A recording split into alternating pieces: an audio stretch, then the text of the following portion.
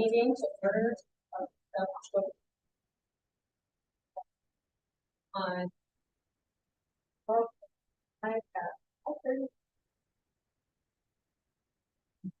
Lacey. Bridget here. Chad here. Kelly here. Rick Here. Brett Here. Whitney Lori. Yep. All right.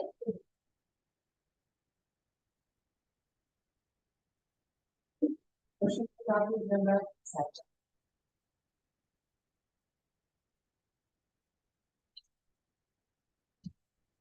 Chad Yes. Kelly Rick Yes. Brett Lori. Yes. Bridget. Yes. Agenda has been adopted. District vision and mission. Like I will. Southeast Polk Community School District will learn the success for college and career and civic life. Engage all students in learning a challenging curriculum, delivered through quality instruction. you want to rise.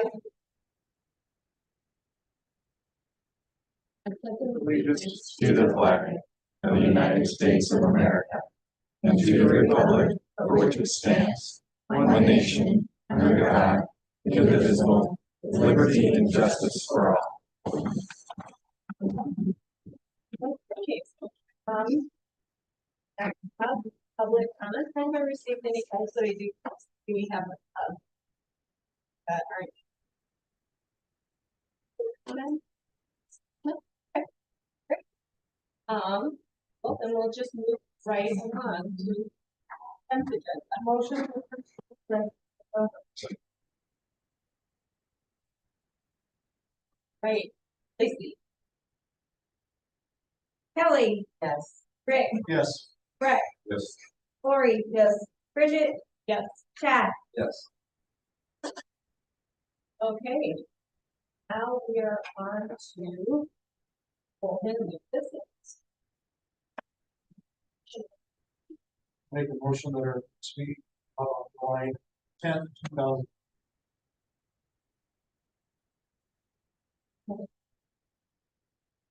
Rick. Yes. Brett. Lori. Yes. Bridget. Yes. Chad. Kelly. Yes.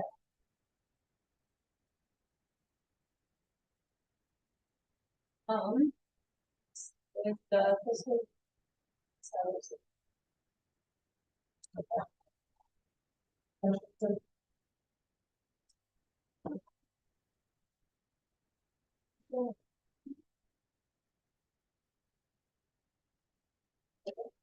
Right. Lori. Yes. Bridget. Yes. Chad. Kelly. Rick. Yes. Perfect. And we see food and nutrition.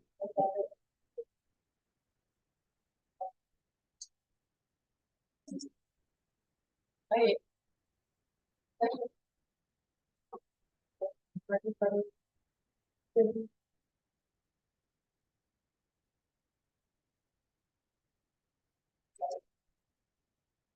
Great. Lori. Yes. Bridget. Yes. Chad. Yes. Kelly. Rick. Yes. Brett. Hey, that's it. Second.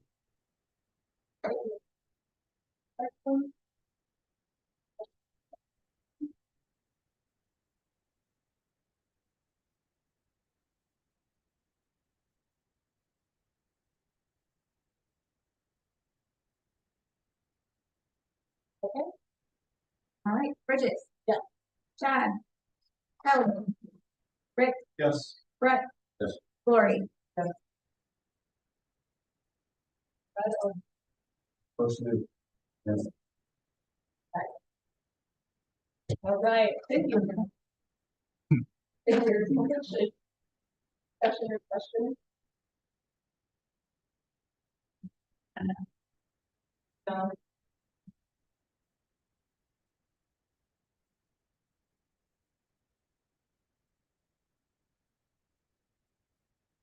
Okay. Chad, Yes. Kelly. Yes. Rick, Yes. Brett, Lori. Yes. Bridget. Yes.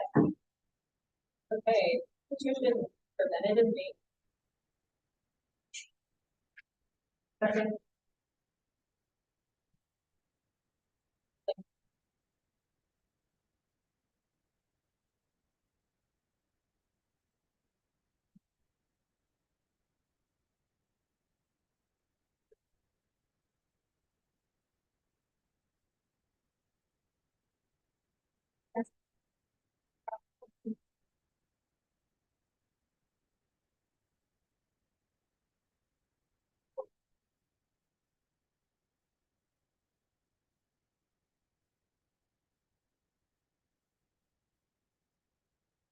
All right, Kelly.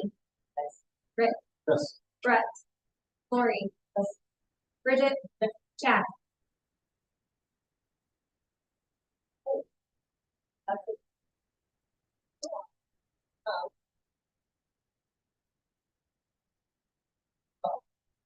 let's go to two. Yes. Motion.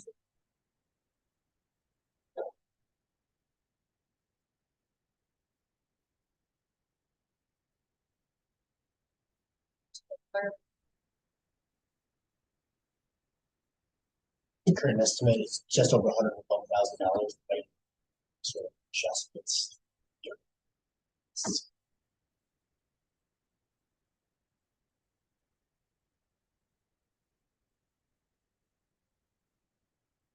Rick, Yes. Brett, Lori. Yes. Bridget. Yes. Chad. Kelly.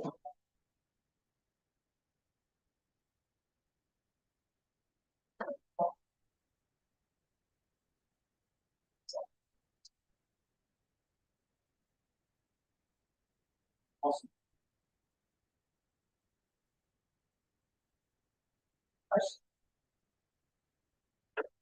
That's correct. Yes, the comments were brought up to me last night. Incorporate changes. Yes. Versus price.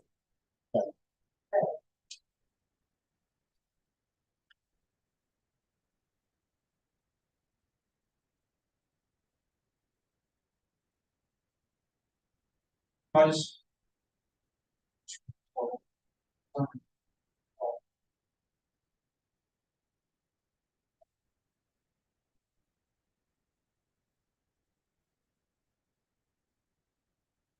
No,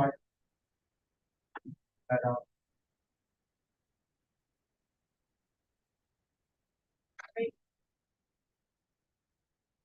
Just gonna label this project baseball facilities project at capacity, but yes, Mr. Powell, you're correct.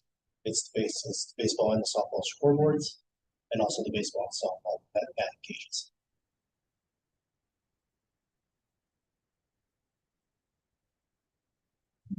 Brett, Yes. Lori. Yes. Bridget. Yes. Chad. Yes. Kelly. Yes. Next item, general application.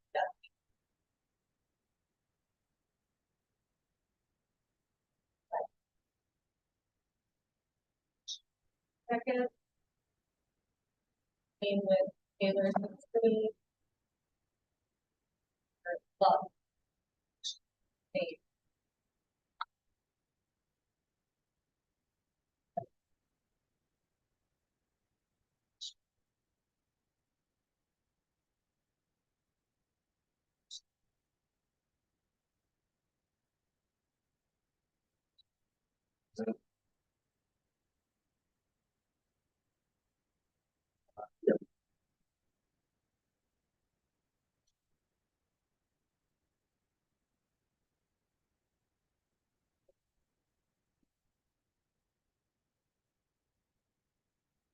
Lori. Yes. Bridget. Yes. Chad. Yes. Kelly. Rick. Yes. Brett. Item J. Hearing.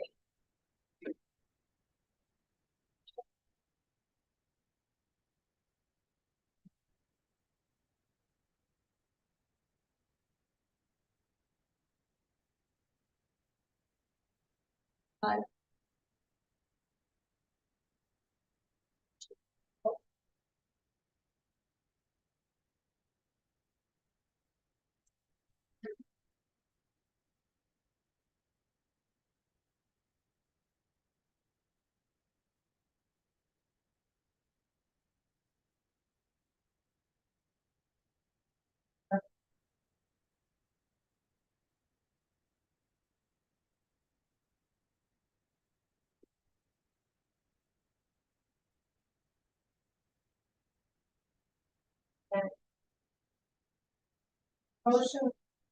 And let's.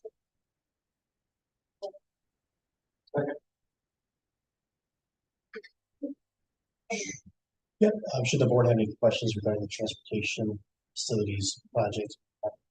Alex Capitale and transfer to certain questions.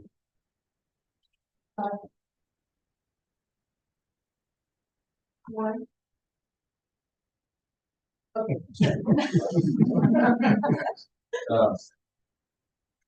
we will really get costs on those and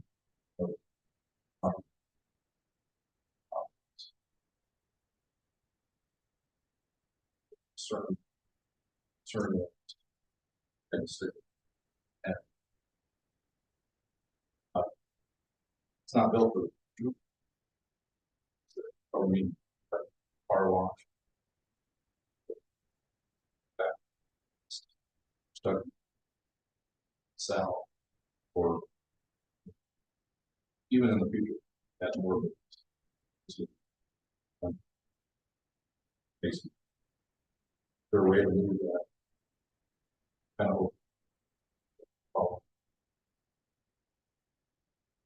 the way to move car wash. I'll just preface the comments with, throughout this process, we're doing the design. Mr. Talley and Park Mechanics have been part of that process. So we actually had a final page turn or review of the project design just this morning. And I don't remember if we actually came up with there was a cost associated with additional bays, but we did make some tweaks to design so that adding an additional bay would be more simple than we would otherwise. As far as the car wash itself, I don't think we ever looked at moving that car wash because of where it's at now is kind of where it's be based on the land, the topography, and how that sits, as it says. Did you remember anything different from the discussion? No.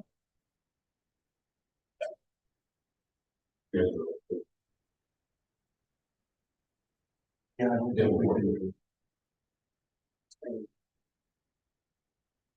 mention my current. That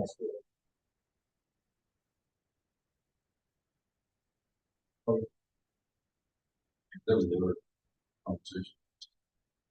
Really need to figure out that. So that's been part of our discussion too, as far as design. So that space there are some limitations within those stalls as far as widths and heights. So we discussed keeping those bays and keeping the wash bay, but there's also a need for additional parking when it comes to school buses as well. Space. Well, I think.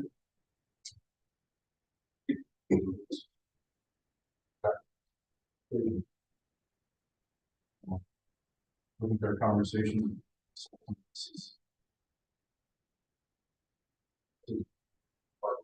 Yeah, we sell right.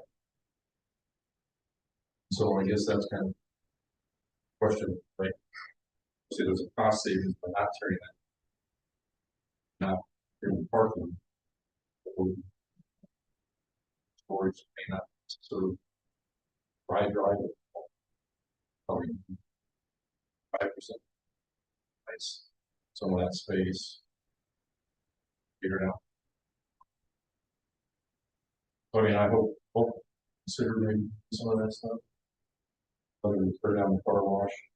Not still build the one we got. But it probably won't hurt to. Piece of space. I know we've got IV storage that is like. Just trying to utilize some of the space. Talk about being cost efficient. building's not that good.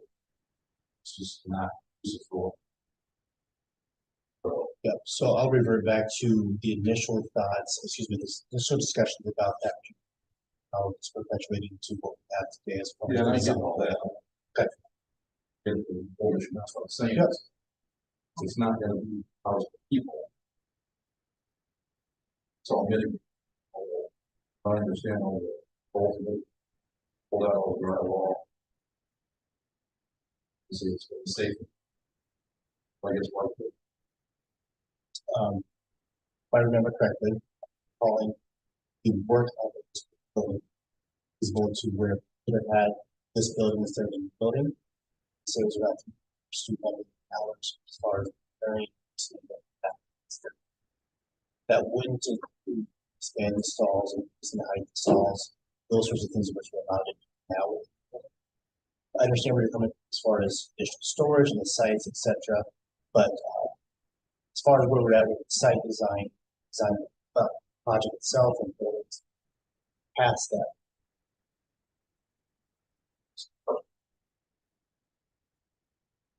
projects, those are the.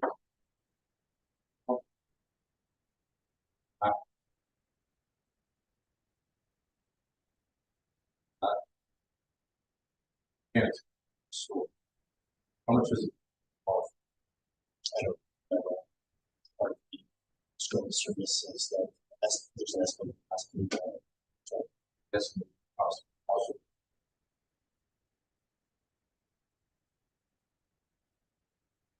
see. So, say, add something. Probably.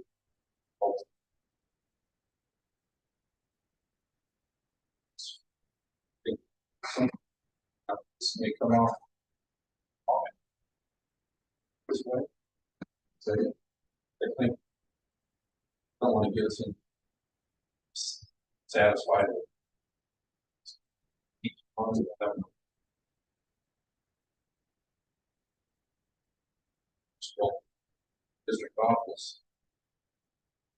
A lot of changes to that.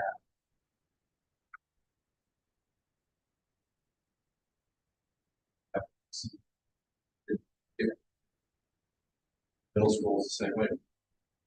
A lot of people. That one. Nice facility. Because that's all I was asking. I guess we're trying to save money. Oh.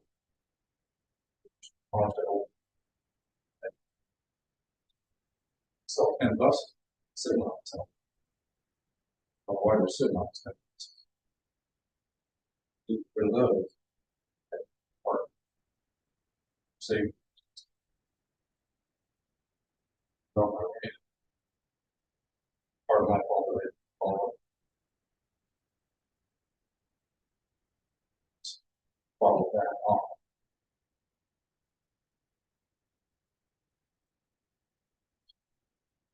Consider that.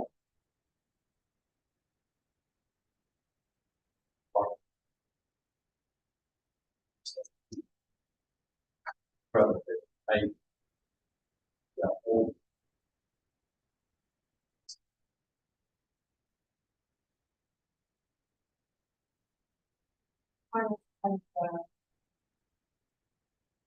What we're building. Not the code. But all I want to. That's the context. But I didn't stop building.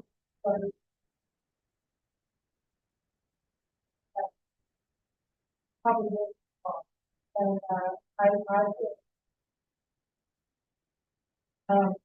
but I want to make sure what we're building. I. And so, as the definite pros. So, kind of, I just want. What we're building. And. We're not. decided that now that I don't want to, are you still starting?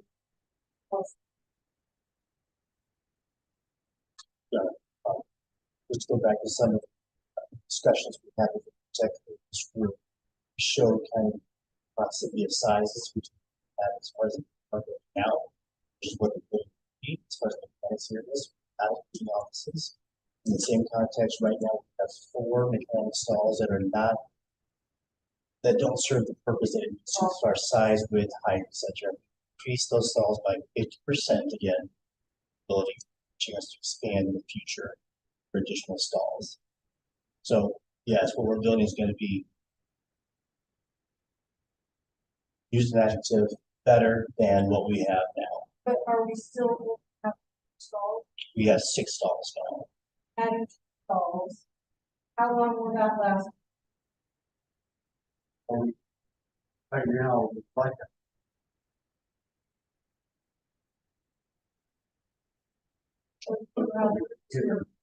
space. Does it space from the same problem? We, I, us, right.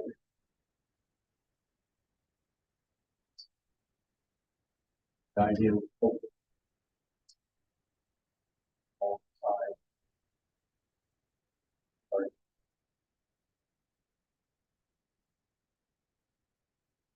Adding space.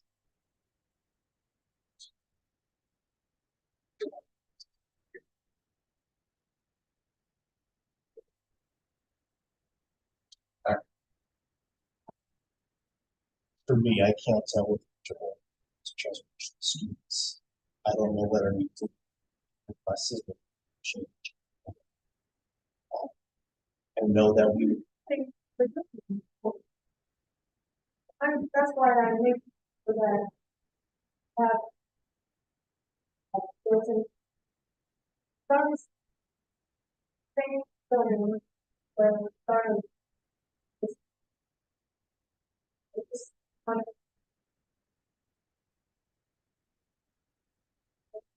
but now, I know, don't consider it cheap, but having gone through this many times over with other projects, everything does nothing.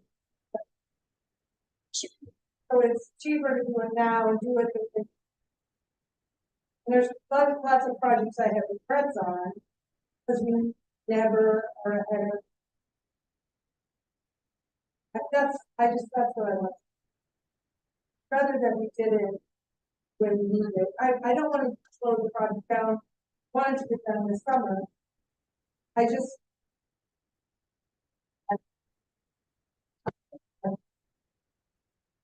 And even I know it took years to get another mechanic on it. So I don't expect that to be. But, you know, we need to shoot for those things.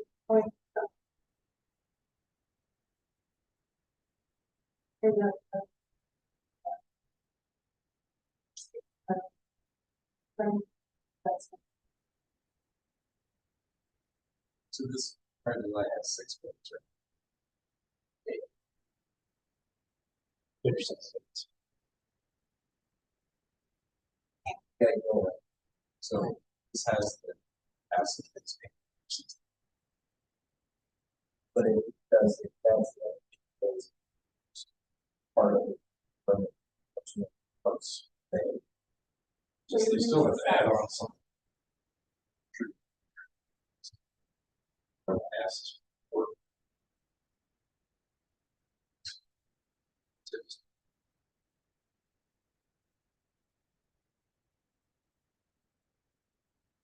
But if you don't act now,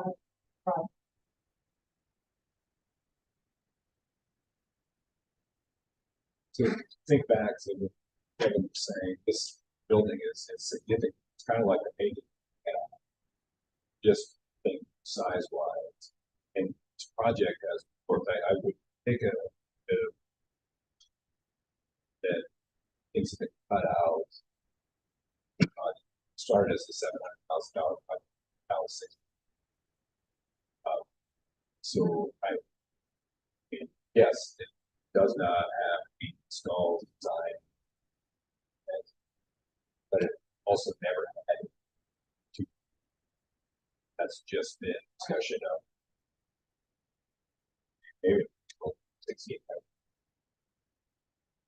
But we never discussed the eighth grade things, what in the project? Those Or if it's discussions, discussed, then we just try to say, So that's saving money for projects. well, because not saving, it's an emergency project. So we look at facts of it, project timeline, fashion, that we're in. That what just limited funds I get. That's why I'm not. I don't know. Put it at contract. But how it's not all road, all. So I'm 100% supportive. This is why shouldn't cut costs here. I get it. $700,000. So that piece I keep. But once we realize it, couldn't close that. And should put project work into a cut. Now I'm not saying we don't cut more. But it seems like I hear this is what frustrates me. Point to these guys and say they're satisfied. They may be satisfied with it. What else are they going to say? What are they going to say? I'm not going to sit there and say they can only argue so much. They work for you. I don't work for you. I can say that.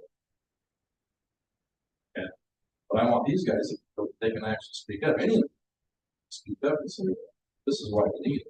Then we got money guy saying, well, we only got this much money. Then we got 7 board members. What we're doing sometimes on, okay, well, are you satisfied? Well, they're going to be like, are they? I mean, they're going to enjoy it. I talk to them, like, they're they somebody worked in this whole one for so long and they've had to work out. I guess that's the piece is I don't want to see them still working out. If with the 6 bays, you want them to still be working out. Well, you're trying to went from longer bays or we had cut bays down. But when you're trying to move, my understanding when you axle and somebody holding, so you kind of shook that along. But when you're done working on the rear end of the bush, forward, right? It's like, well, you have an axle out, or how you can, they need something that's useful for their work, and you shouldn't have, okay, well, I got this to do that, and plus, now I got outside, so, yes, spoken, let's talk to the experts, and, yeah, all of us making the decisions, what really they need. You guys got to pick up, you need it at the district office. I can get Again, I would take a little bit of offense to that, because it started off the district office project as construction. And for money saving purposes, out of the process, spring. Is it a beautiful facility? Yes, argued. But there were definitely multiple concessions. I'm not saying there's no concession, I'm just saying, you guys got to pick it. You guys got to pick it. There, we take your word for it, this is what you do. Nobody above you guys saying, well, this is what you bring it get, in. this is what you get. It's a little different when it's a top, you guys have a lot different one. We can get by with this and get the money, well, I just want to make sure, I get it, maybe you're offensive, and I like it. That's just what we see, as I see. Possibly, that's taking the first, I'm just saying, that's what I wanna make sure. But I'm not saying it's not the case. Yeah. But I wanna make sure that we're not just, because it's money. It's doing what we need now. If there's no room to add on, where are we gonna add that? Parts from the time comes. That's what we want to do. Okay, so I know when we looked at before, there's a front part storage area are that aligns with everyone's talking about. The idea is that based on that form that the seven, okay? And then there is carve out, and not a intersection. It could add it on to intentionally for future storage needs. And I know that's a question we would have when we done with Molly. What was the different cost of that and doing it now versus? Yeah, I don't know what that costs, you know. It's where it's southwest corner, just over now. Space, storage, should we build that up? Stalls, existing parks. Stalls. So I think, but that, why are we that? I mean, we released in that, like, for, in this, that, sure. So, um, so there is a possibility. Greater cost. Right, I know there were, weren't. Yeah. What's the logic?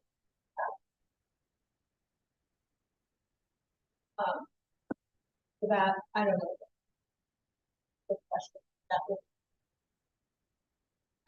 you know, the, on the time, don't want to say, There was a prospect. I'd have to go back and check that top. I feel like probably good as part of the discussion. Again, the decisions of whether to have hot seat brand this versus that for car wash bay, I don't have the expertise in that. That's why that mechanics in the discussions during the process. I can certainly go back and ask if I can find it, the architect as to what those cost savings, cost differences were in the phase. But you're absolutely correct from the scheduling standpoint. Right now, we are really, in order to get this project to be done for school next school year, not this 25-26 year, but 26-27. If we're changing something, it's going to affect this being done. Paul, transportation department's been housed in the warehouse now for a year. I'm okay with rolling with the process. It's business going. I would they added train on the next project list of our list of projects so that they're on top of mind, don't get lost. We're on the road, it's just behind.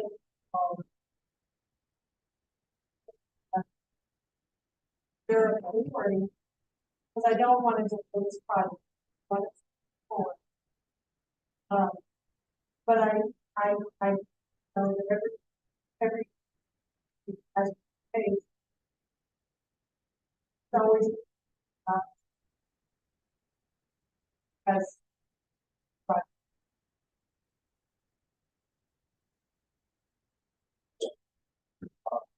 oh, I understand that, but I also don't want to delay the transportation bill. Yeah, I don't either.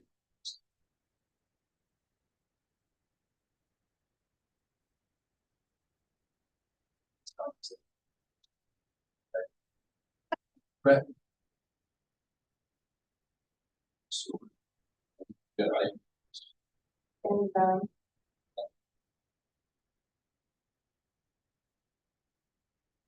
it's like, that's so. So, didn't know the size.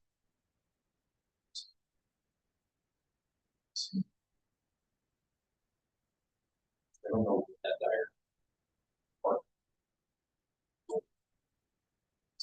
So, it's cute. What do you think? So,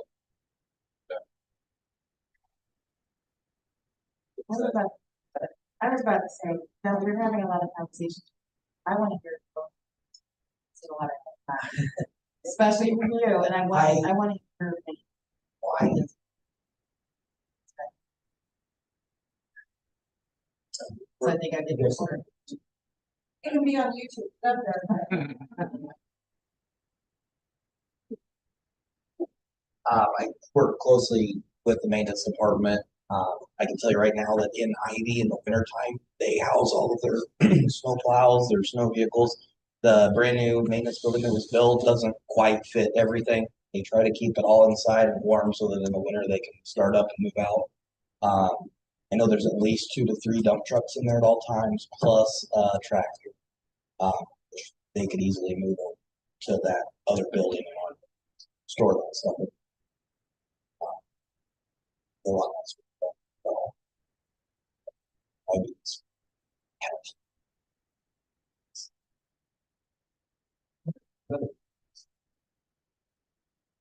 well, I think it's the building cost, whether you're right, still costly. just saying that the building's not that much for sure. It's a solid building.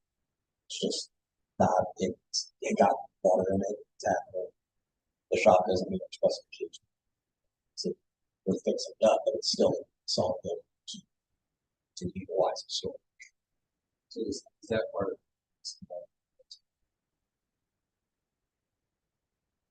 demolition? That's how it sits in the specs right now.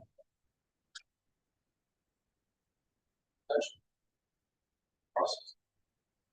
No, we can have RDG study maintaining that building. That's the choice of both of them today, keeping that storage with that. And the specs we'll do now will continue on. Change orders related to this.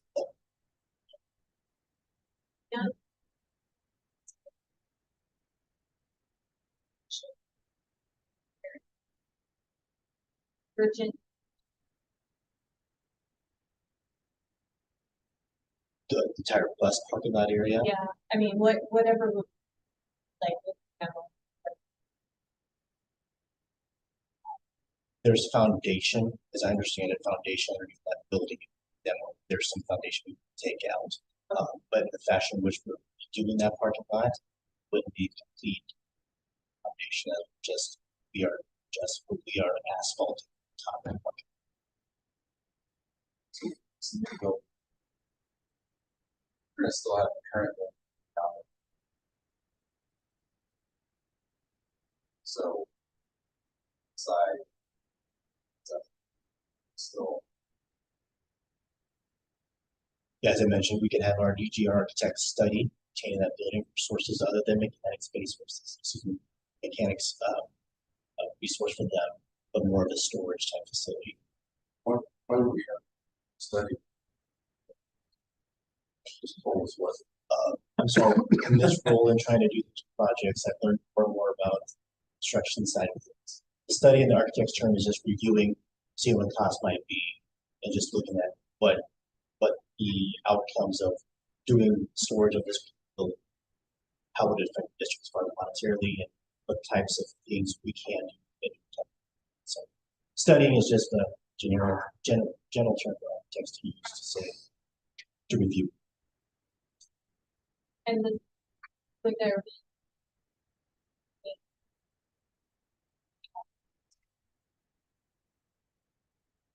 To that, I guess would be yes. Yes. I guess is yes. Way before we started the whole building side again, the initial discussion was to refurbish, remodel, redo the shell of that building that exists today, and we're $40 million to. Now, that might change if we're using it just for something outside of mechanics.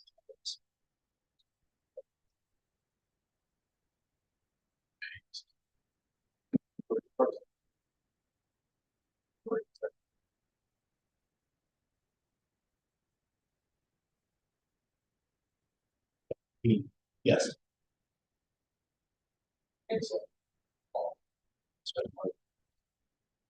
Are we talking, are you referring, when you say storage, are we talking about storing vehicles? Storage.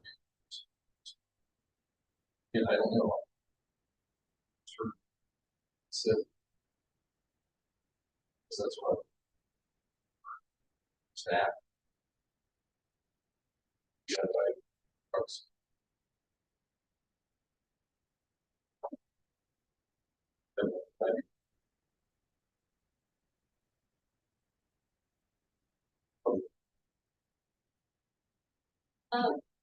So, what would I just refer it with? Okay, and back.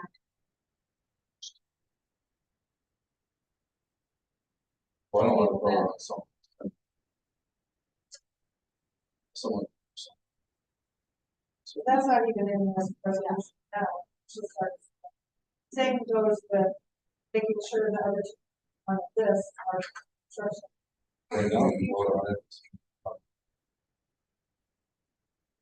Oh, I'm sorry. Vote on this now. We review, board reviews the specification for all of our projects. We commonly have change orders that occur, project spec, time frame, what's being done. So if during this study, just review, we decide that we want to keep that building, to change order. In this case, I would guess that if at the demo, not us asphalting that, there probably would be a credit change order. Guessing, I don't know that. It makes sense to me that it would be a credit change. I don't know. I asked a while ago. So, based on all of 28. So, I think I asked about cost. So I guess customs on both of us. Sit here and say, should, that's why we're having a conversation. Sit up here. That's just one question. You guys don't like that. I apologize. Not that I want this fun stuff. It's not somebody could. Saying satisfied. I make sure satisfied. Money wise. Let's tell.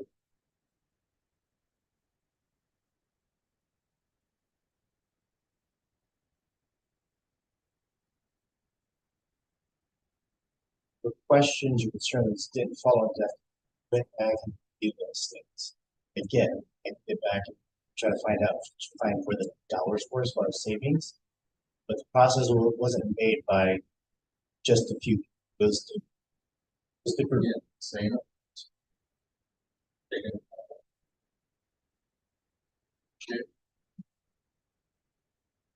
Take what it said.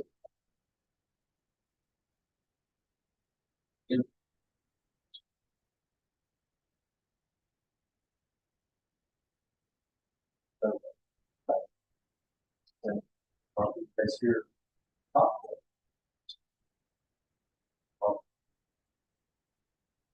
Hurry. Want to make sure that I'm off this board, I know we've done one. Last. So that one. Census project, stadium. But that took 20 years.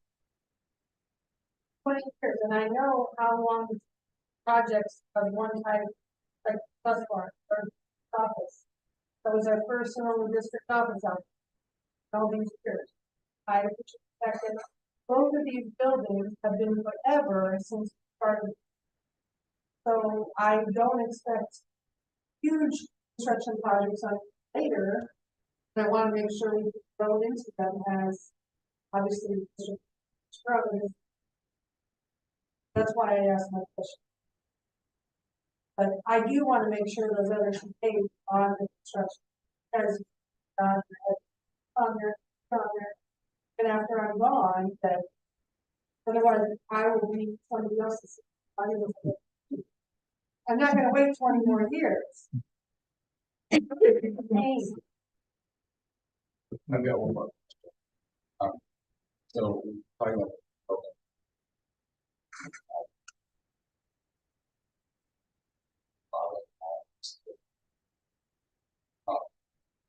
Was it considered all the car wash part, stay, is that a mechanics phase? I don't know what that causes for, that causes. Those things are always done together, or washing the bus and servicing the bus necessarily. So, I don't recall there was a conversation to separate the car wash from annex bay area. So keeping the car wash where it's at now, demolishing the rest of the building. I don't recall that as a conversation. Specific. just thinking, especially with, start. Get away with not having. So it's some buses. I don't know how bad that was. Building structurally, it's probably fine. Having car wash. It's like car wash.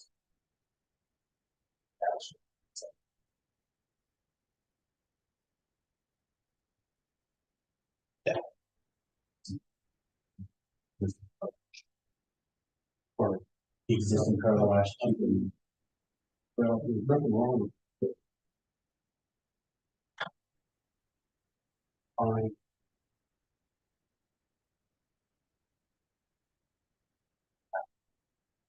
So.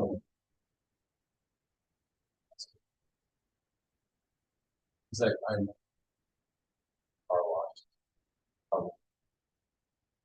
Percentage is probably.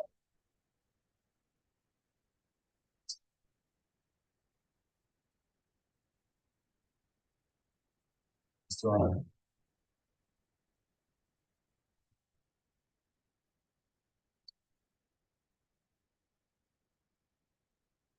So I have a question. So if they did a month for me, you got all the answers that you wanted for numbers to compare, say keep the building, add this 2 other days to the project, add that.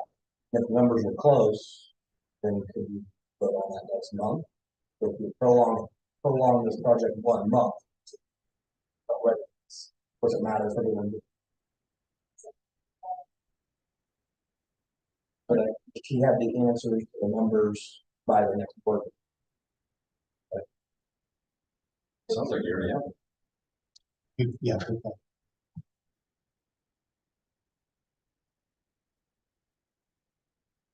If I remember the conversations we had, it was kind of a like, so here's what the design was, here's what overlay bin, additional stalls. And they think about it, transparency. Yeah. Respects. We've got some, yeah, that was their initial sketches of like. So did you get a cost for that overlay and then you winced and said, okay, 6 it is. And I don't remember the cost was rational. I'll find out. I don't know. That's the best. Just be. I they. Like. Is it possible to, since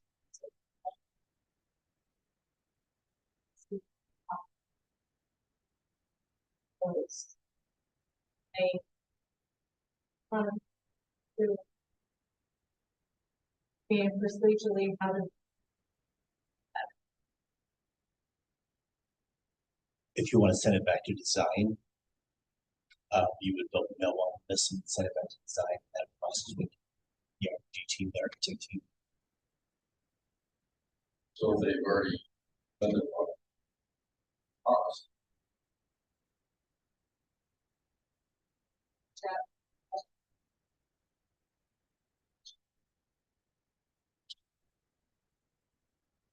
How's it? Cost. Not for retaining the tenant knowledge. Talking about that. Okay, so That part, already talking about yes, that part for sure, yes. that.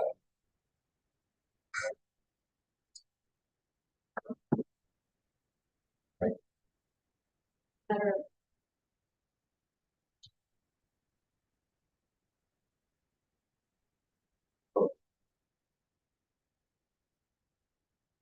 Have it back by the Speed. time. Just to make it more. City of Pleasantville has already through multiple steps with this too, and that would all start with two, so it's not just a wait.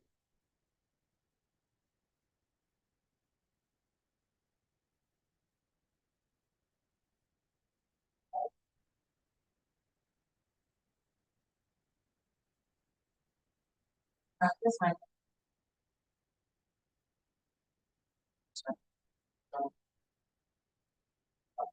Now. Obviously. Budget. Processes. But just doing. So. Better. Budget times and that's my. And hope. That's. I hit it. I also.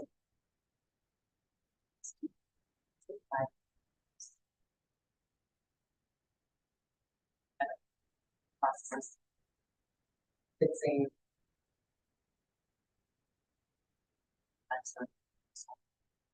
It almost feels like you know, they made that blind, but you know, it not a sure. Gosh.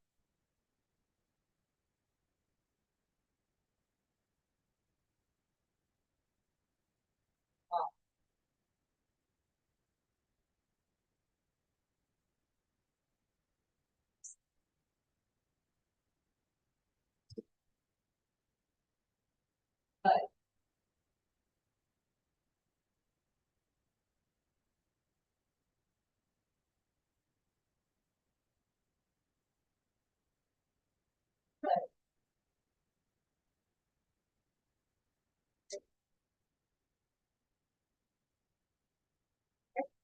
Bridget?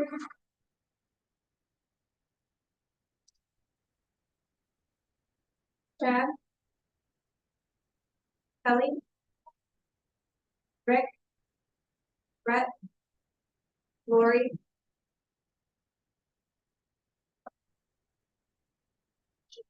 Good. Okay. Now we're on to other special voting. Superintendent.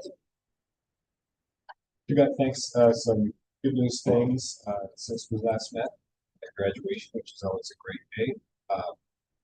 Summer programs are swing several of my things we're gonna talk about tonight, so. Summer activities are both off to solid starts. Softball summer meeting program started this week. That, Monday, all means all institute national institute. Excited about that as well. Registration, 5-6 2 lesson, and depths of office.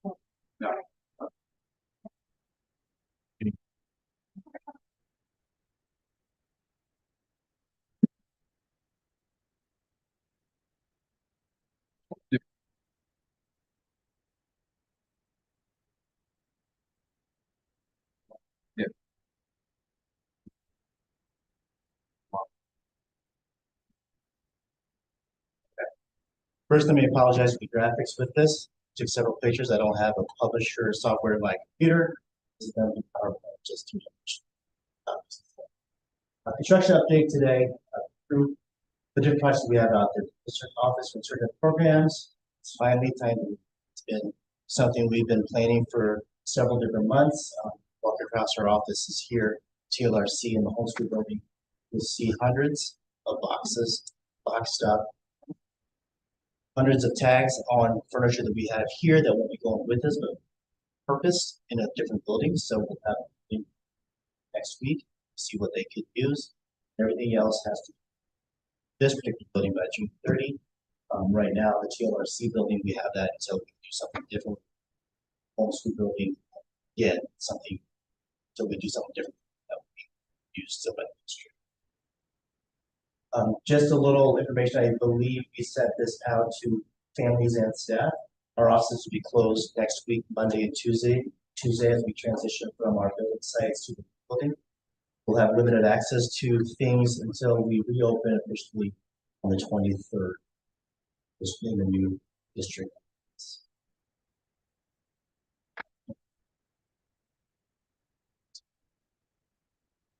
Just some pictures there. On the left-hand side there is the new facade, new steeple when it comes to the main entrance on the north side for the district office. This is still a construction site currently. We are substantially complete. Final completion is still occurring. You can see the gym in the middle picture still with some things in it. We would have looked at this probably 2 weeks ago. It would have been filled with furniture. So changes there on the right-hand side is the back side of our parking lot to the new district office building being torn up right now as we make those changes. The parking lot, bus station area, also some of the traffic control. As far as what's inside the building, district office, the district office side, on the left-hand side, you're looking at a view from the back office, main office, towards the front welcome center. In the center of that is from one of the reception desks in the welcome center. The right-hand side with the Iowa Hawkeye colors is the back side of the welcome center screen and small meeting space. What am I looking at? This is your new boardroom on the left-hand side. 2 really large monitors. You also have monitors within your spaces that will be sitting in front of you in the new building. The setup right now with the chairs, the tables, I can tell you this looks completely different than what we're looking at. The middle picture is our curriculum workspace.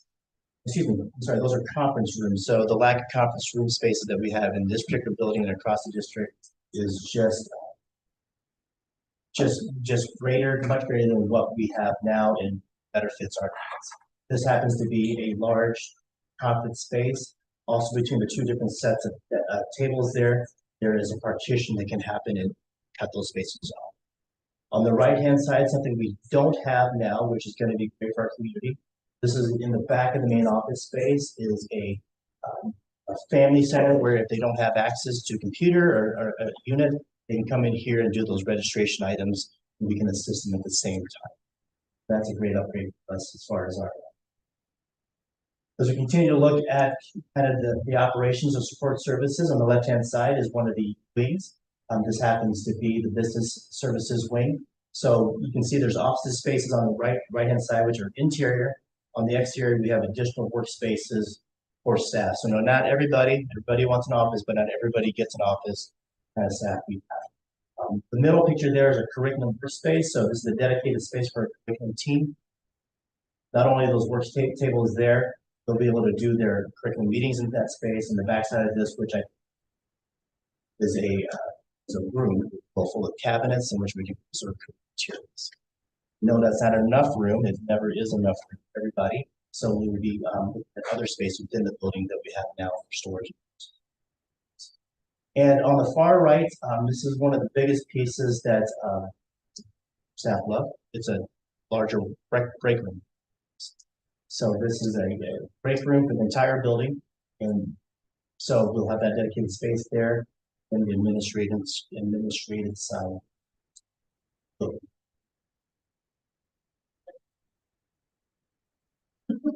Excuse me?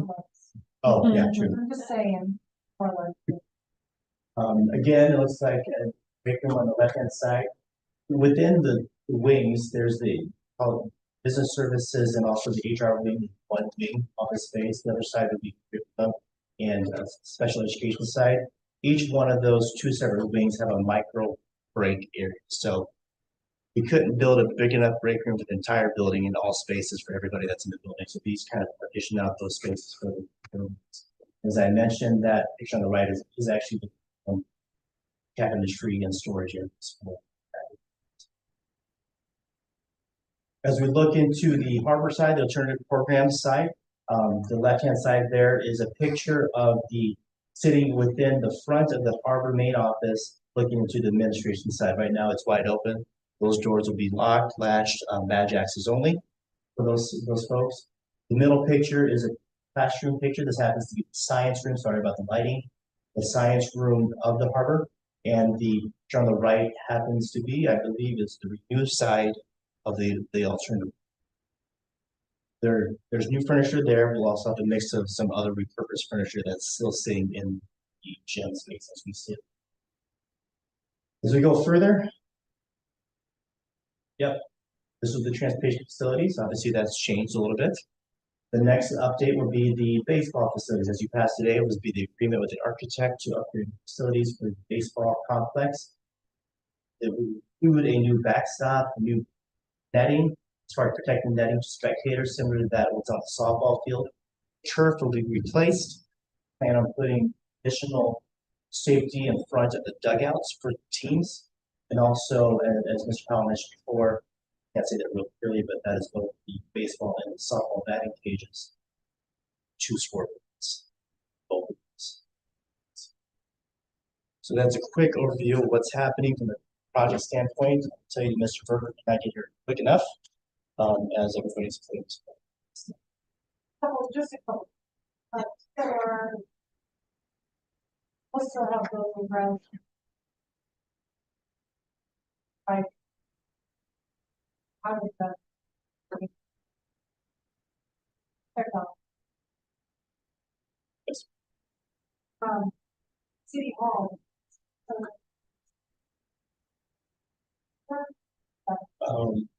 Yeah, we'll be out of building by June. Yeah. Especially we've actually had some of their plans for second plans for building our space. I'm not exactly sure what these are, but either plans are the site. So. Are we done? Or, I'm not paying. and I have got. Once, yeah.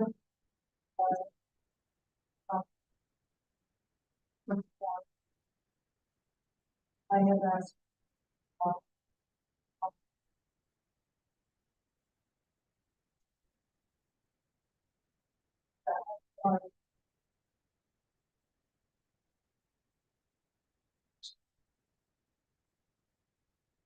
This is.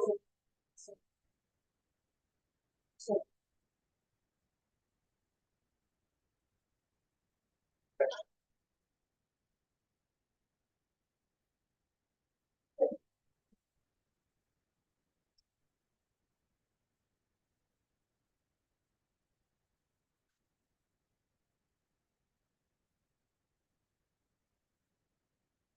I haven't had that conversation with Mr. Petty referring to the harbor space in the high schools since.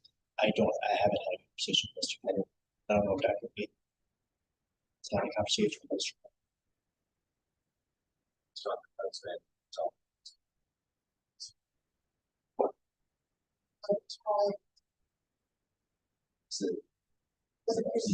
Yes.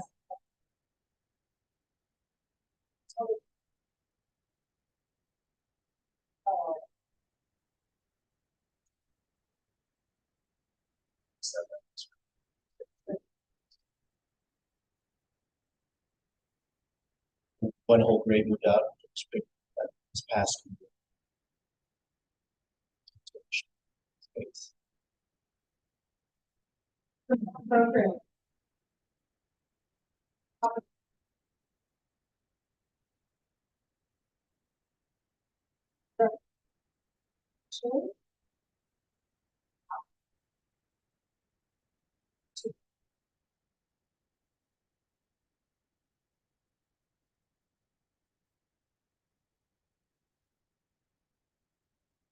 Yes, so in the, sorry, in this meeting, brought this to you initially. This has been a substance, same resolution language. This has been reviewed.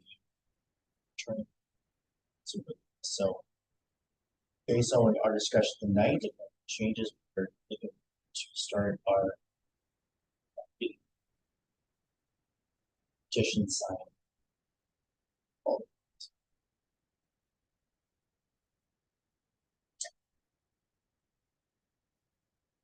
Building. What's, you guys,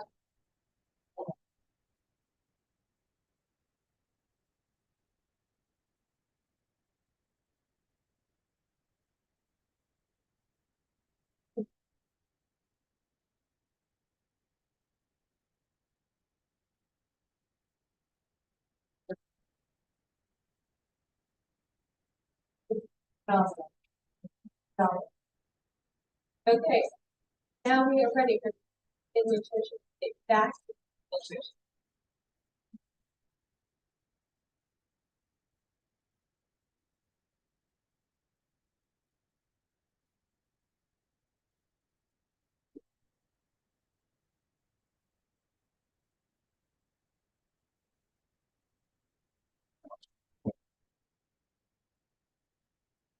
So this is what I'm reflecting is some of our growth that we did this year and coming year, and a lot of what just foundation building for what we can do in the future. So a lot of that foundation building involves readying the program for additional regulation plus additional changes.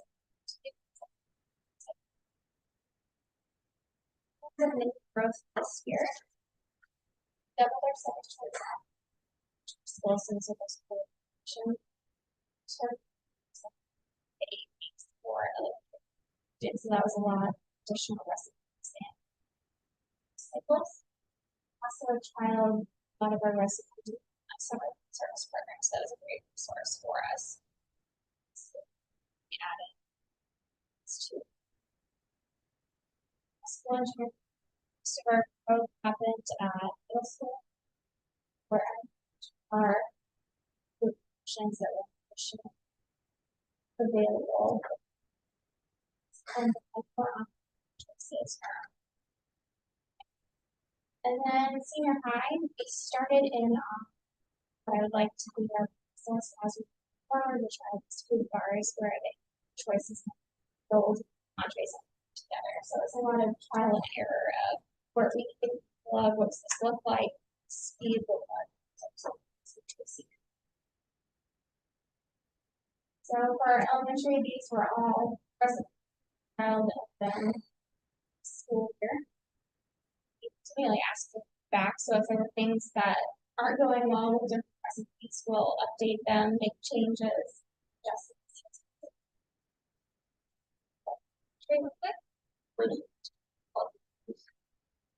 I think definitely walking taco, the pasta with meat sauce went over way better than the original. Out of our Asian dishes have been popular.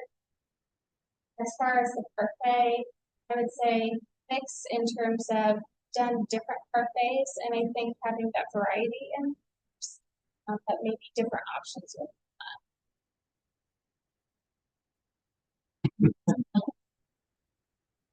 So this is our high school concept. Sure, this is the bar, so you can see they have choices. So they want to add to their foods.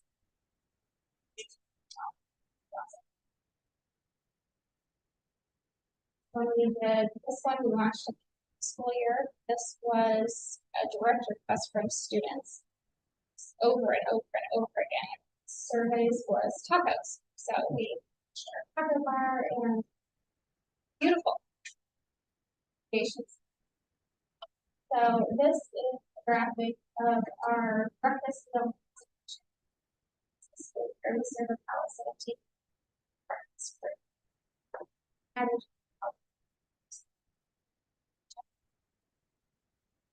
For lunch, we average about 65%, which is well. It's like.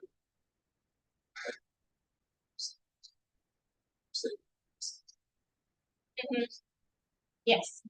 So, and I think part of the reason for breakfast, we are transitioning into a set of shifts. So, in order to schools that and for all choice. So we are getting second choice for breakfast for all teacher, and it will be replaced by a slew of options. So you have the hot choice, 5 to 10 options like cereal varieties, cereal bars, those types of things. So you have additional choices. Also, district breakfast promotion. So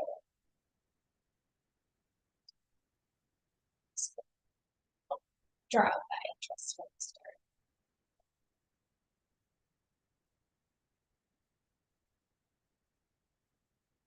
So as far as momentum growth, I like to, as much as possible, get buy-in from the staff. I try to talk to all of them, to the kitchens, figure out what it is like that we're doing, what they want to do,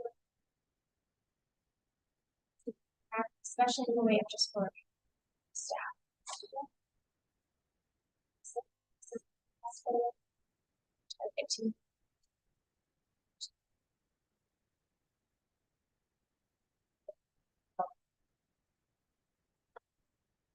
So, for this school year, which is a slide down the way, but we added sugars that will start this school year. So that will be cereals, milks, and so all of those products will some are food, some changes. We have a to just the sugar. Chocolate milk to make sure that it's regulation. So our students have actually that one will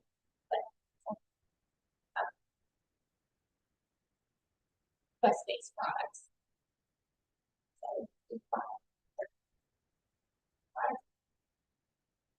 what do you think of the name?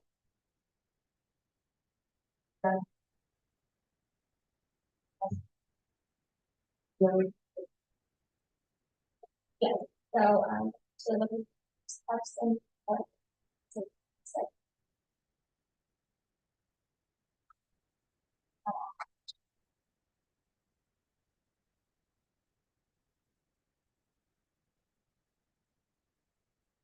growth for next year, again, more of the same kind of angle. We're just trying to aim for additional scratch and speed scratch. What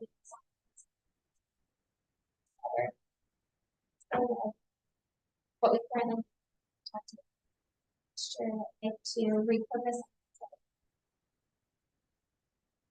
So, team days or interactive days, we've done a little bit less of that and it's adjusted to district. Senior high, and then an increase in choice, and then part eliminate district, and then the increase in choices.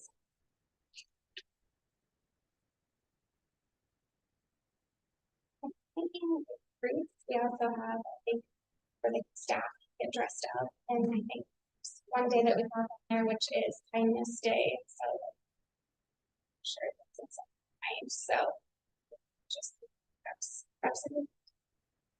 just kind of I like it. So as far as regulatory changes, but we'll see some changes across the board for cereal.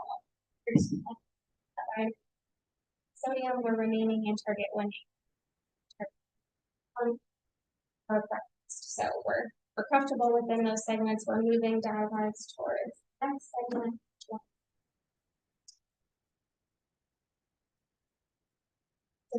contracts, and what we went over at the beginning. We had quite a renewal. For new bids, we did bread, milk.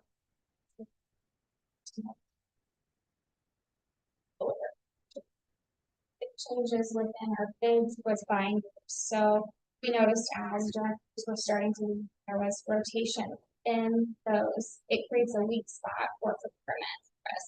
So as we wanted to strengthen it, we ended up finding some buying groups. So SAS, Sadell, and us to switch in coffee. And then that again to the CBC, which is Central Bank Consortium, which is several larger consortiums.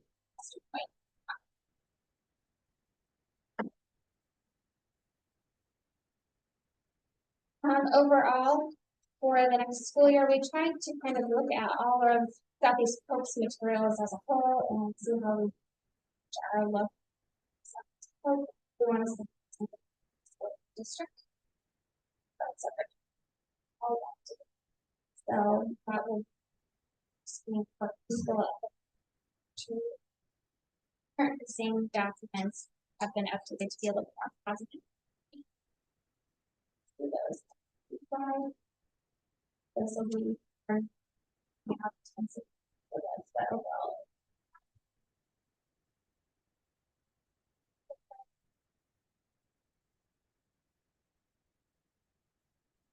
Changing directions, district office and harbor office transport site and to the school over to spring building. Breakfast will be offered to you. This will be simple like breakfast offering and then vegetable.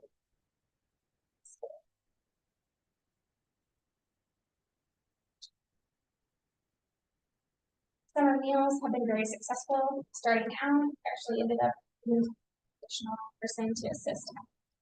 The Willowbrook site to about 203 students. So that's been a really great thing for us this summer. The additional staff highlight, I always like to showcase our staff. There are some amazing effects.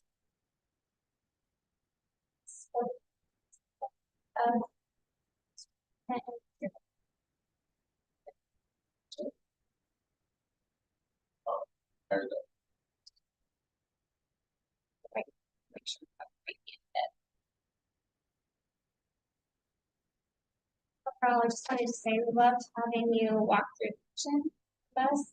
I feel like we love having you, and it's really a gift that we school that everyone gets excited. Just the relationships. I think that's a great for our staff too. They have conversations and these types of things.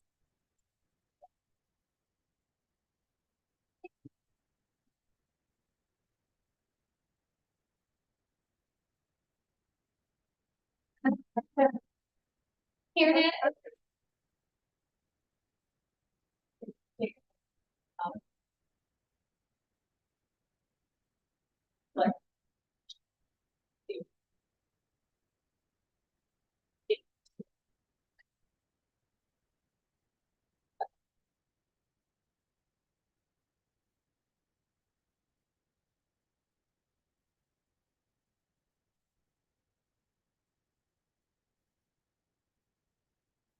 Thank you.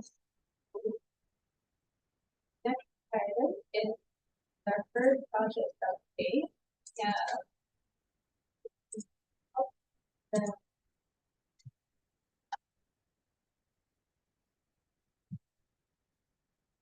You know, this has been an interesting last few months since I think we started meeting in December. It might even been before that. And I've always really been drawn to empowering people, especially young people, the sense of community, not only in our school district, but any school district. Um, I think there's a sense there of being a part of something big ourselves, just individual people. And then I really got interested in the whole idea of transforming what juvenile justice looks like not only in Altoona, but the southeastern Polk County. Because I think I fell into a philosophy that kind of fits in with sort of how we manage, or try to manage anyway, the justice part of how we work with students and for students rather than working on them. There's a big difference, and I think it's really reflected in this particular, I don't know whether to call it a program or a process or what. I mean, maybe we'll all just call it HERD and be done with it. Obviously, HERD stands for Human Empowerment and Restorative Diversion, because our whole conversation began with diverting students who find themselves in trouble by their own doing, but they've done things that have found themselves in trouble. And then the next question is, how do we help them? What do we do next? What are the best logical steps for a juvenile who finds themselves kind of on the wrong side of the law, for lack of better terms? And it really started with a conversation with the chief of police here in Altoona. And he kind of rolled out why he was kicking around, I shouldn't just say him, but I think the whole department was really hung up on the idea that, hey, we have kids who get in trouble on occasion. And what should we do? What should we be doing to react responsibly or react well or react in ways that help kids rather than just, ruler across the knuckles approach. Because they were trying that and it wasn't working. Hasn't been really working very much. And in fact, a little bit of data for you. If you go to that second slide, on the Y side of this particular slide, there's really been a steady 3-year rise in police involvement in lower level offenses at the middle school and high school. So basically what they're finding is that there's been a significant rise in the number of kids who find themselves in trouble, kind of like lower level, nonviolent, ones that may or may not include drug use, things like that. But they're seeing this steady rise over the last 3 years. And they're also seeing this small groups or collections of juveniles who are generating multiple police reports. So it's the same kids, seemingly, over and over again. And currently there's no means by which law enforcement or anyone can intervene before formal court involvement. So really, here's kind of what happens. Kid gets in trouble with the law, and it goes straight to juvenile court without any kind of an intervention other than maybe a thoughtful parent or a parent who works hand in glove with law enforcement or takes their job as the parent, ultimately very thoughtfully and with a clear head about what to do and where to go next. And there was no real there was no intervention in there, where I don't know how many times we've had thoughts about, man, if we could just get this kid some help, or if there was a kid that had an adult in the community who could connect with this kid, have regular conversations, do particular things before they have to go to court, where they can divert them. Maybe that could help. Maybe it could lower the number of kids who are in quote the system. So that's really what the conversation was about.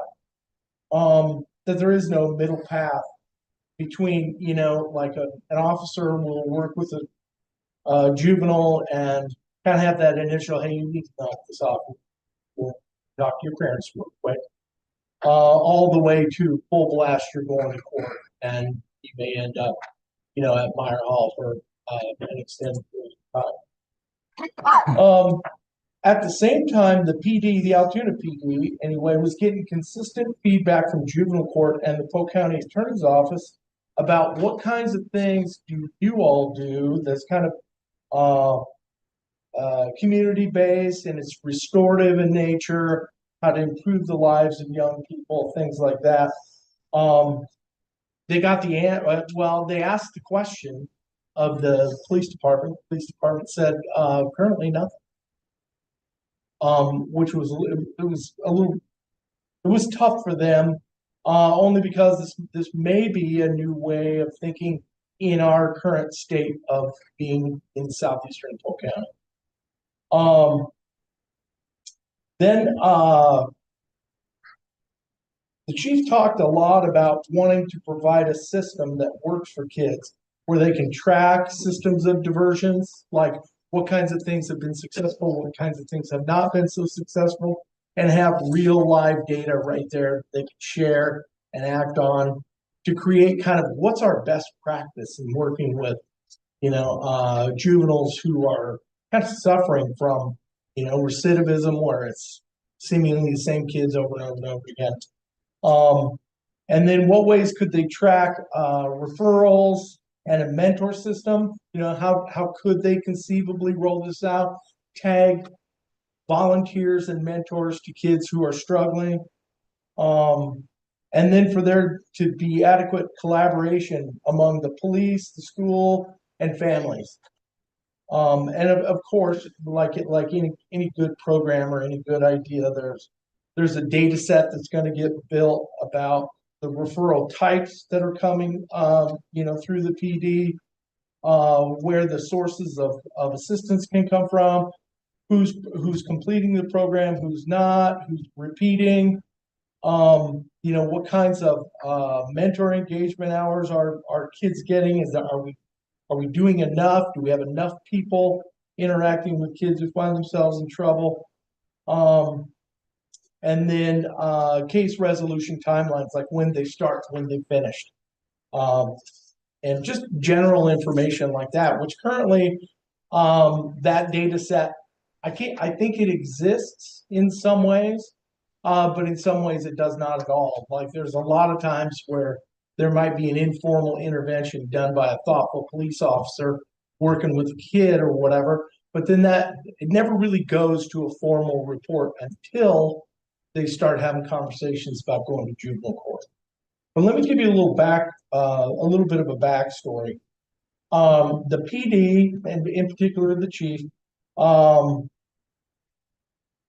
put together a group, local group, and it was very informal in the beginning, like I say, December, January, maybe at the very latest, to consider the situation as Chief Stallman rolled out to all of us. And this group, for lack of any other term, got called the Coordinating Council, where we were asked, hey, would you be interested in, or can you see the value in something like this for juveniles who find themselves in trouble? So our committee met a few times, and with the council's objective was to create a community approach. So it's not really a school thing, it's not a law enforcement thing, it's not a city thing. It might be everybody's thing in Carts. And that was done very intentionally, set up intentionally that way. With the idea that we could divert nonviolent juvenile offenders out of the court system as that mid-step, with the idea that we'd intervene with those students. Now, when I say we, it might be any collection of people. But the members of this council, there are folks from Runnels, Mitchellville, Altoona, parts of Pleasant Hill, parts of Des Moines, and all those unincorporated areas in the middle of all of southeastern Polk County. They include business people, clergy. Clergy's been very active, very interested. Law enforcement, of course, local politics, some folks from juvenile justice, schools, of course, local philanthropists have been involved, and of course the Chamber of Commerce. The Altoona is now more of an area Chamber of Commerce, isn't it? It's not just exclusive to one town. Is that accurate? I should know that. My sister-in-law kind of runs that whole arm of Altoona. And then we started having conversations, not very comfortable ones, I might add, about funding, because funding in schools, funding in municipalities, tough business with I'll just say it, with the lack of funding that comes to both those destinations, makes everything hard, from, considering an idea like this or building a new transportation building. You know, it's just tough. Times are tough, and that's the way, absolutely the way things are. But the proposal that we kind of started to kick around would be funding that would come from municipalities, of course, like City of Altoona, City of Mitchellville, City of whomever wants to engage, the school district, private donors, grants, and a potential friend of group organizing of organized under a 501c3 organization, in particular Carrying Hands here in Altoona. They want to be the motor. But the early model honestly, it started as a one-for-one almost ripoff of a group called the Youth Justice Initiative from West Des Moines. It's kind of an organic approach to crime prevention and community policing when it comes to juveniles. And we kind of went, hey, this sounds like us. So sorry, maybe I should be more communicative. The YJI model, a little bit of background on it. YJI has been in operation and successful in West Des Moines for 24 years. So it wasn't a newly, dreamt up idea. They've kind of created this ecosystem of collective community care to help kids while kids are working through juvenile crime. Services, this comes from their own literature. I usually don't talk like this, so I apologize. It sounds a little mushy for Joe. Services are anchored in love, care, connection in order to create a sense of belonging. Focuses on youth ages 13 to 17 who've offended and or who are at risk of dropping out of school. Usually I shouldn't say usually, but I don't know that for a fact. Oftentimes, one leads to the other, or they're battling multiple issues, not just the idea that they've got trouble with law enforcement, but they have troubles at school, a lot of times trouble at home, a lot of times trouble with their peers, just trouble. But referrals can come from police, schools, families, both short and long-term support services. The whole program, I guess, again, if you want to call it that, is about an intake assessment. Like a referral will come and then they'll assess what the situation looks like, so on and so forth, and either intake or not. Then there would be pre-court diversion, prevention services provided, career readiness and resilience building.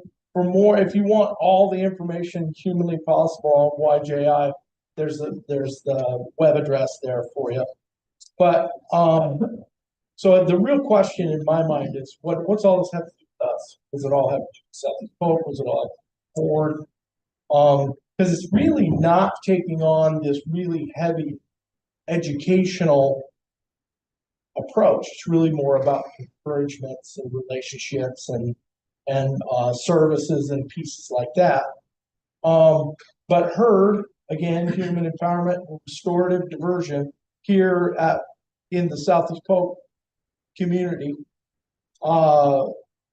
we've kind of branded as a collaborative and community program designed to address youth behavior challenges through meaningful community-based interventions and supports that focus on restoring dignity, promoting accountability, and reducing recidivism through mentorship, education, and community support. That's a lot.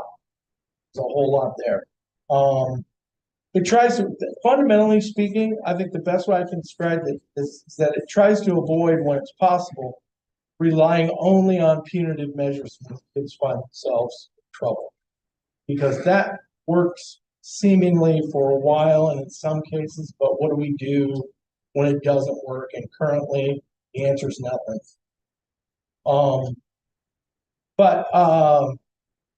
Again, the things to focus on here are about accountability, growth, and restoration through circles, mediation, one-to-one mentorship, behavior supports, family accountability conferences, and evening roundtable study tables.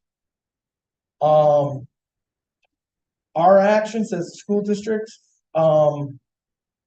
we make student referrals when they're appropriate, or we could. this is already occurring. It's really not. None of this is very occurring.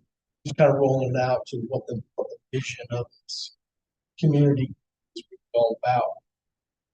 But then, school folks will make referrals, they'll coordinate services with our counselors, teachers, administration, families, and support tutoring and credit recovery, tied to herd programming. I know that's a conversation we have a lot, is kids get behind in credits and so on and so forth, and how could we use a program like this to move forward, to keep moving forward on the school side.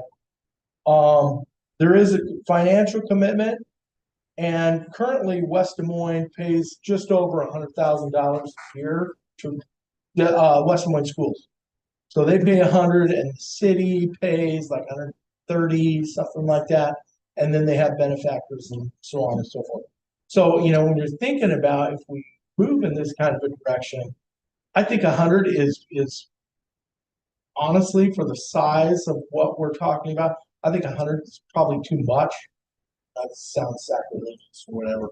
But if we're going to run, I don't know, we did a dozen cases next year or whatever, we wouldn't need $100,000. More like half that.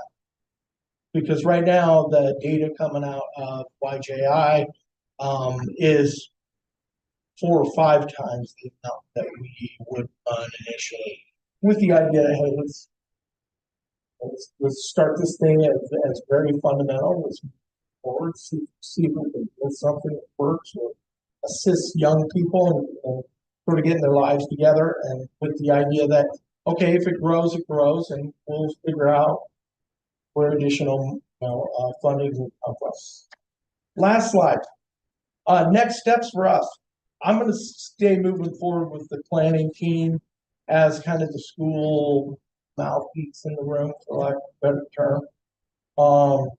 But I do have a question for this group. As you think about something like this, is there more information or different information? But you have questions? Do you have? I'm sure you have a million. Are there immediate questions, unanswered questions, maybe long-term ones?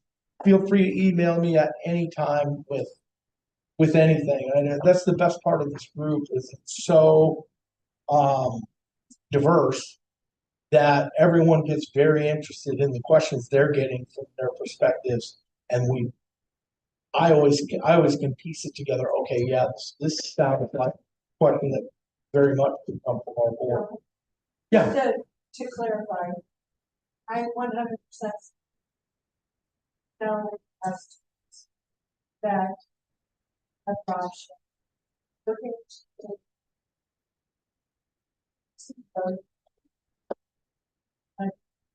Yep. And Especially on Thursday nights. on Thursday night, go bad because we know more than enough. So I have no problem with this. Whatever size on start, 6, 12, I have no problem with that. So, I mean, because you're just going to want to do here and say, no, it's a great idea, and we're not hurting anybody by trying. Some of the pathways, some.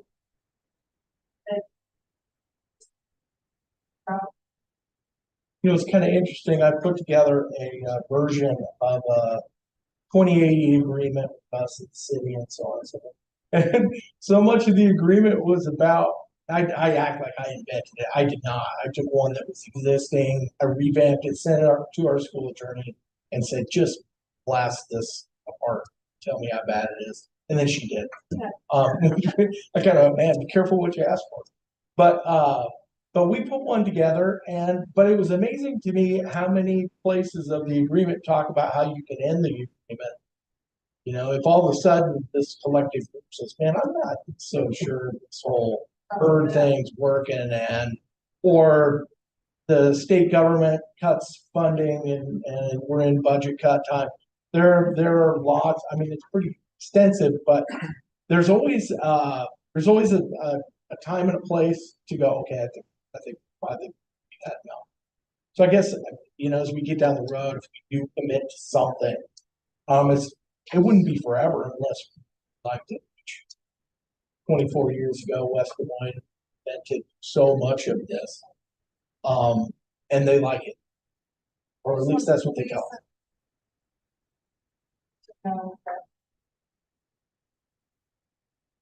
me. I think one of the biggest challenges we always face, and Dr. Hupnick and I discuss this a lot, if we both worked in a school district where it was one town, one school, we giggle about, God, that must be easy. Because the mountains that we climb, the Southeast Polk Mountains, are one school district, 5 towns. And they all have different. You got it. You I've got never heard of opinions and personalities and way of going about doing things. It's also one of our biggest strengths if we use our heads together, which we try to do.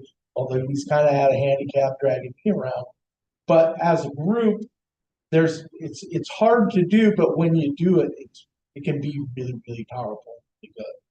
But enough of that.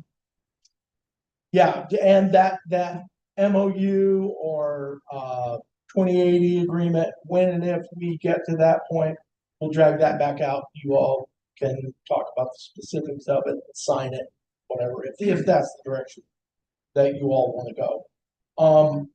But currently the herd group they're kind of awaiting the collective responses of the Altoona City Council. Questions about, okay, well, we're going to put money into this kind of an effort, but what if the student lives in Runnels? And I think that's part of what that makes a lot of sense. It's a good question. One I certainly don't have the answer to. It's kind of interesting in my role in this group is it's not, usually from a day-to-day basis, Dr. Hupnick and I and the cabinet and stuff, we kind of set the parameters and do the work and move forward with certain things. With this one, I'm just like one of many in a big room. So I'll be interested to see how all that kind of hashes out. And my response to, we're in this community and not in this, well, there's a Southeast Polk community, they're all our kids, but Yeah. that's how I would present it to one city over another. I couldn't agree more. We think in a regional way all day, every day. We can't think of it as, Right. but you're in this town and not in this town. Right. But there's a packet here. This came to me from the chief. It's just kind of a rundown of a number of things that I stole from him, his ideas and stuff. But there's some other things in there that go another step or two that I haven't gone yet, just only because I don't want to get too far out on my, over the skis on this, and then all of you go, what are you doing? We have so many, important places to spend all of our money. And if we do this, what goes? What do we live without? Maybe it's instead of 6 spaces, it's 2 different funding streams, so I won't even use that as an example. I was going to propose maybe 5 stalls. Speaking of the funding piece, I do love the way that you guys are with the, the formation of the friend having Yeah. a 501c that which will help supplement some of the funding streams that say a school district or city that are very good. I'd like to hear more about that.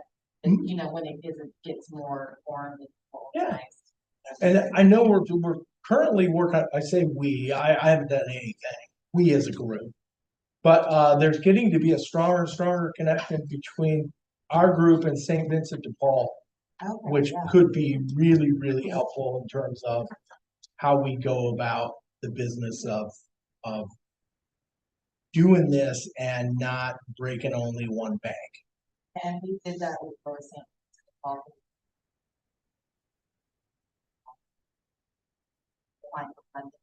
Since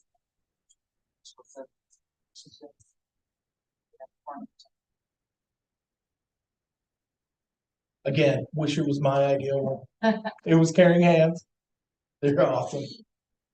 Go in there. Yeah.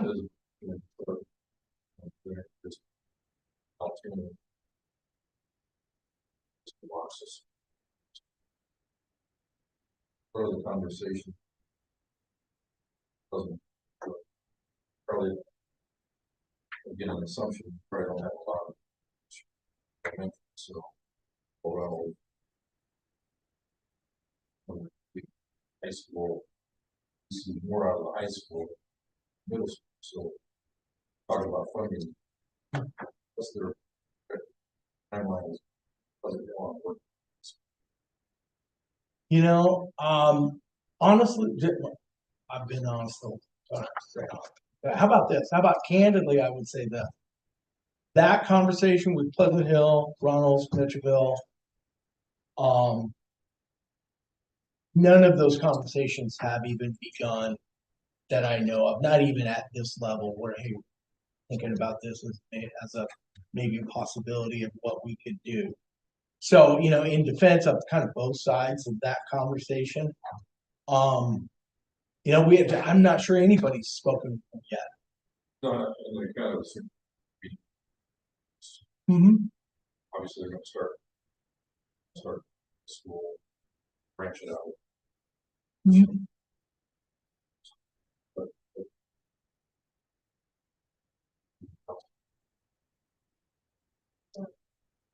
Yeah. Then where we are from, sort of.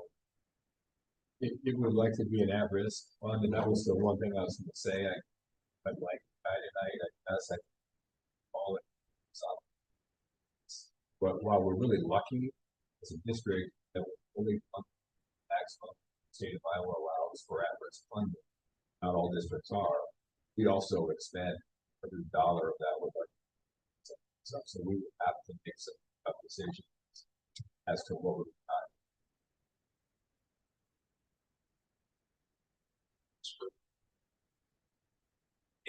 That's great. I'm saying, yeah, money that's a lot of already spent. Or sort of, That's why I think too that the grant possibility and the different and Caring Hands brings in a lot of money on grants. They work really hard. They get after it, and I admire that a lot, just because they create opportunities to do things, and that's probably maybe I should say certainly instead of probably, but I think certainly that's a direction that our team needs to go to capitalize on money that's available for, you know, in particular, money that's designed for things exactly like this. It's why these funds exist. Where it's a little more, it's a little more difficult. Maybe it's not difficult, but it's difficult for us because every nickel's accounted for. It just is. That's just the nature of our work, and it always kind of has been. But the nickels they feel like they're shrinking, you know, as things just get smaller and smaller. It's tough sledding, but it's great work. I mean, it's absolutely, in my mind, it's absolutely great work, and I'm glad Dr. Lutnick said, "Hey, go to this meeting," and I said, "What am I gonna say? No." He's my boss, so of course, love to. But then I kind of fell in love with the whole concept, the whole idea, and the sort of the nature of why these people found themselves engaged in the same meeting I was. It was just, for me, it was enough to it helps kids. Household.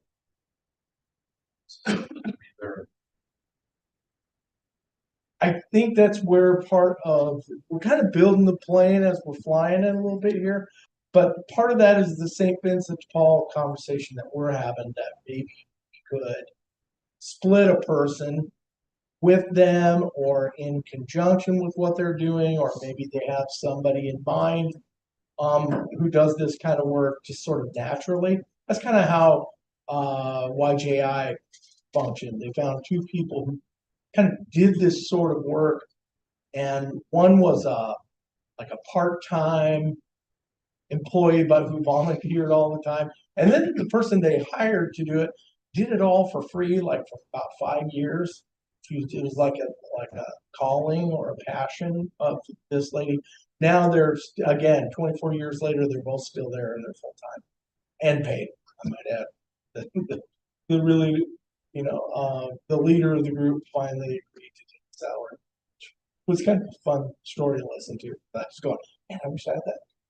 I could just work or not work for, but interesting story from those folks. But anyway, yeah, I'll just kind of every once in a while I'll pop back in when a big rock moves or whatever, and it looks like we're ready to quit talking and do something. Maybe that would be a good point for me and say, okay, how do we all feel about our financial situation and what it's going to take and what the ask of us is going to be, with the idea that you have a clear fundamental approach as to why and how we're doing it. So everyone sees action item. So we Sooner than later. Okay. say that dollar cents so pays fast.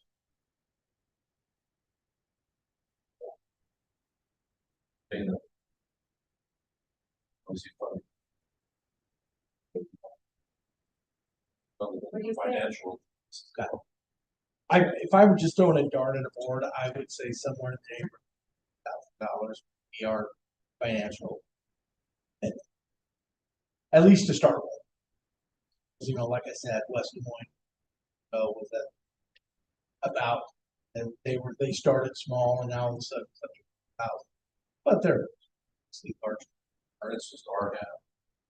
Yeah, that'd just be our contribution to the big pot. 50 from, ideally it'd be like 50 from grants, 50 from the city of Altoona, 50 from us, and then you've got the Friends group, you've got some very generous people in our something like this. But that's kind of I don't know, the number in my head that bounces around the more I listen. No, I just was gonna say. Otherwise,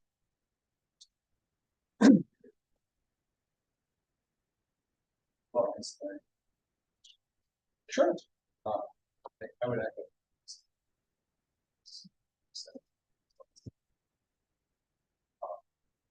Having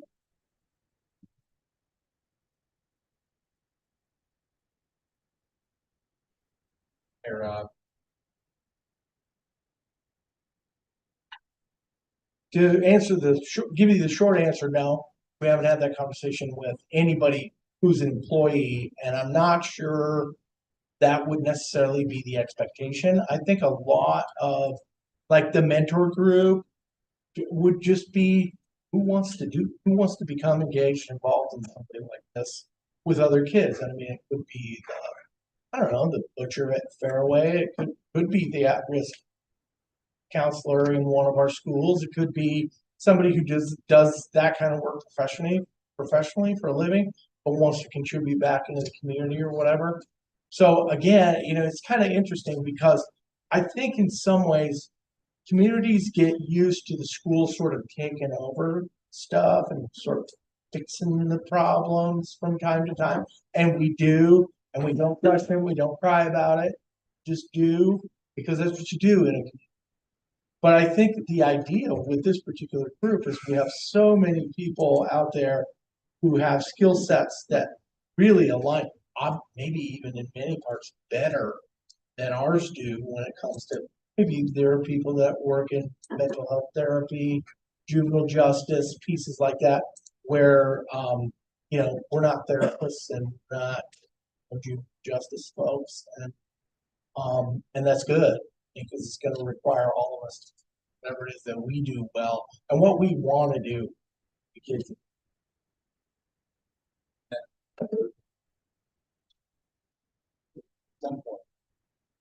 Yeah. Yep. This is a situation for somebody. Some trying to say.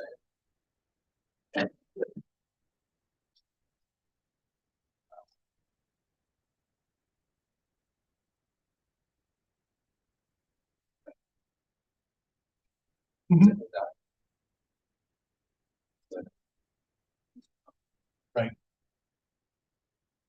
Yes.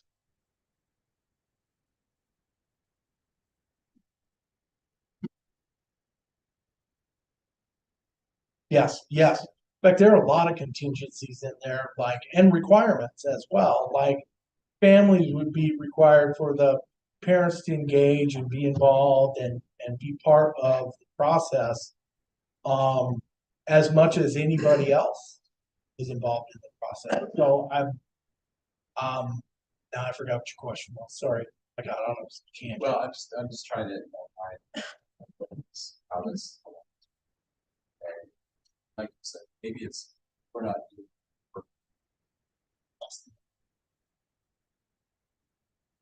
Yes, because there may be phone calls to a guidance counselor about, hey, how's my guy doing? How's he doing in school? What are his grades like? Has he been getting some tutoring? What kinds of things are in place for him? And this would all come from maybe the mentor, or if there is a therapist somehow engaged in all that. That's really where the questions would go, or parents for that matter. You know, hey, how's he doing with? Because we don't want him to end up at Eldora Training School. We want him right here at Southeast Polk, and we want our child to benefit from from what he's doing to, make things better, how to restore things and restore relationships with his family and friends and people in school. You all have had that conversation 100 times on Thursday nights, when we've had discipline situations that I say we, but you all have worked through with these families about those kinds of interventions. And the nice part is those same interventions could come right directly from you, go right to the HERD program, and those are the things that they're doing with kids, are the things that you all suggest. Just expand our contract.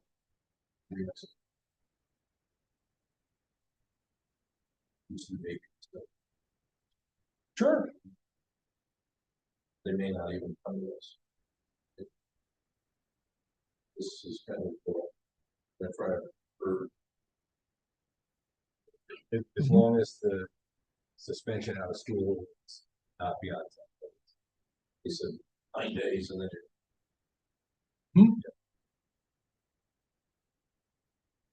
start non-violent fighting. Our hands. Sure. I'm kind of hoping for a group of the mentors to be those, the best people who live on your street. They're just the nicest people around, and they're always that you're out of town for the week and they mow your yard. That person, those kinds of people are the people I see as being on the mentor list. Or past offenders themselves say, dude, you don't want to do this, man. I need to help you. There's just a lot of reasons why people want to help, in particular, want to help young people who are going through it. And whatever their reason, it's kind of, hey, God bless you. I'm just glad you're interested. I want to help a kid. It's cool. So the action.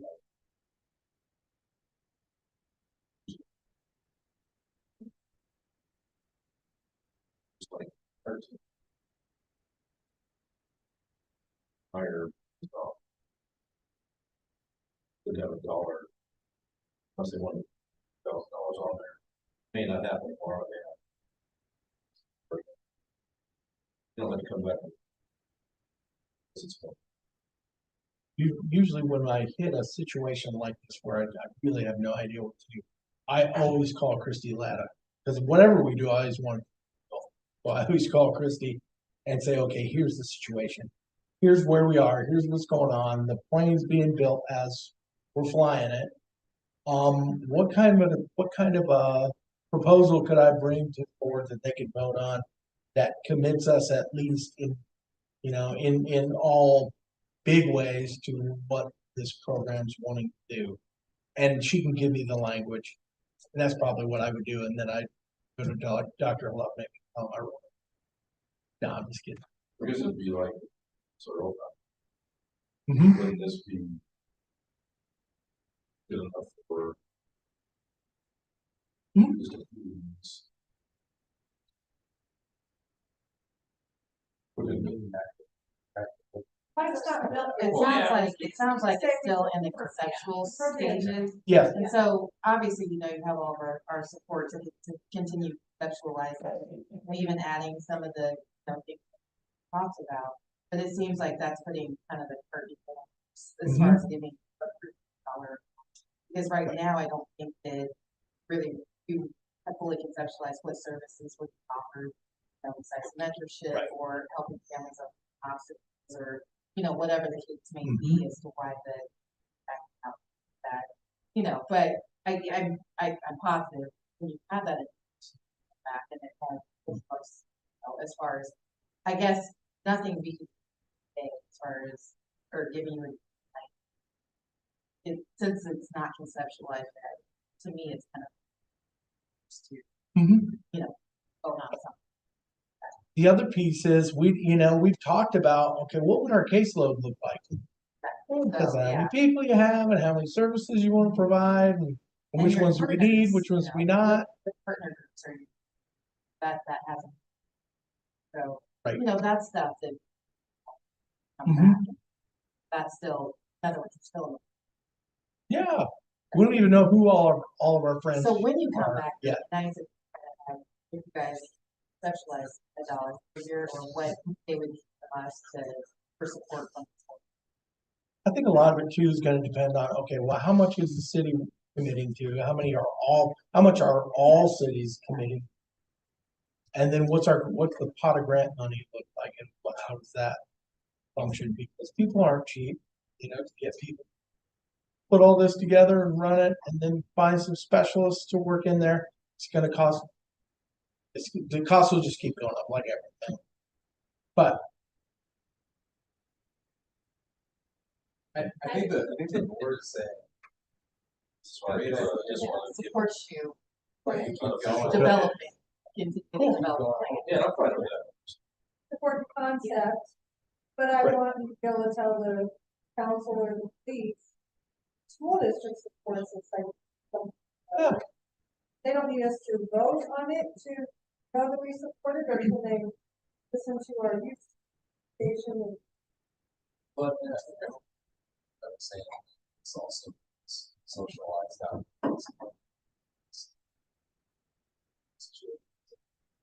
It's great.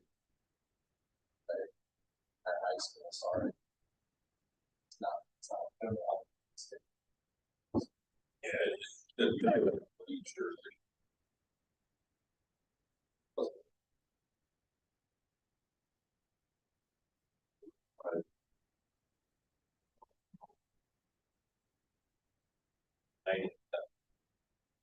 May not.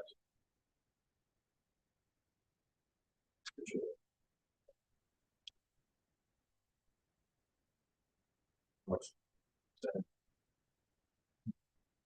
Again. Challenging. Yeah, but I mean, and saying how it's out. Figure that out later. Start here. Fine. I mean, if it starts in school, it's like. It's good. A lot of times things like how many how many kids just doesn't go past that would Right. even be eligible for the program. So as you guys are talking, planning, those are things that are obviously to get more of an idea of how much is Altoona. You know what I mean? Yeah, I know So- exactly what you mean. I rolled out that very proposal and it got rolled out. I'm not sure what anybody thought of it because I got curious. Well, okay, this Altoona just grabs the ball and runs. How many kids are we talking about? So Deb, who's our registrar, I said, okay, Deb, can you give me the here's the total number of kids we have, but I need to know how many of them live in the district. So pull out the open enrollment, pull out, all for any other reason somebody would be here but not live student. And then I said, I want you to give me that total and then tag them by their address to what town they live in and give me a percentage. And, so I ruled that out with the, possible idea that, hey, let's just start talking about what would it cost Mitchellville at 5%, as opposed to, maybe Altoona, which is more like might even be higher than that. And then it just then we went on to something else. I mean, it wasn't like they didn't like it or whatever. I walked out, hang dog or whatever, but it was really more of a, maybe we got too far into that for a ways, and we'll save that conversation for another day. I guess that's kind of my ask. Was it? Jurisdiction.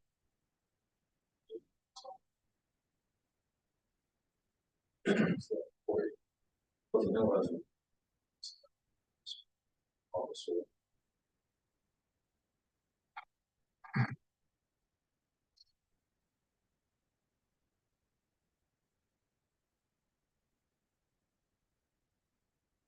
So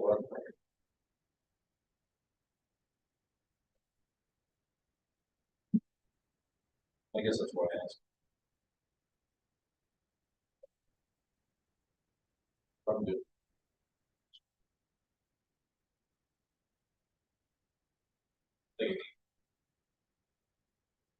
Okay.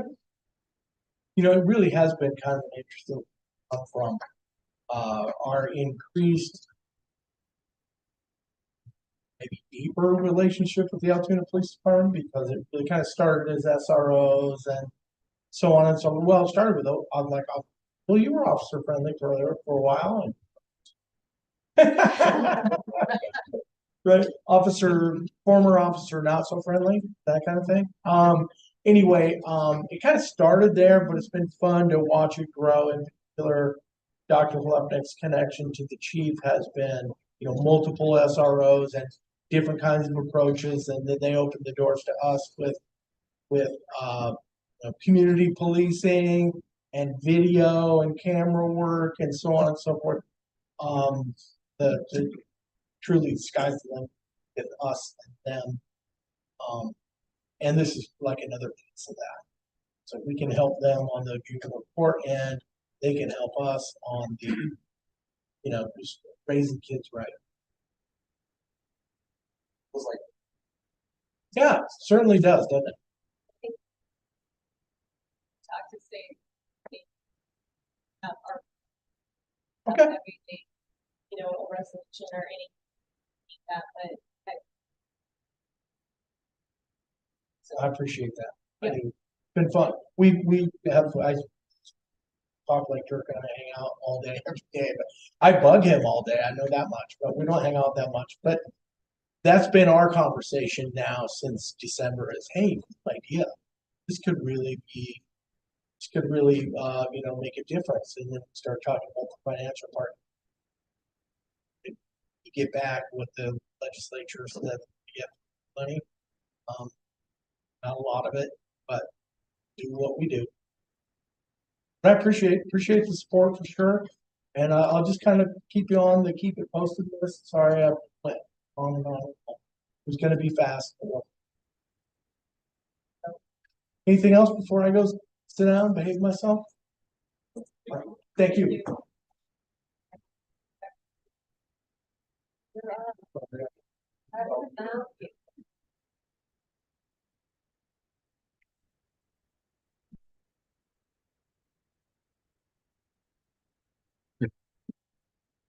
All right, good evening, board.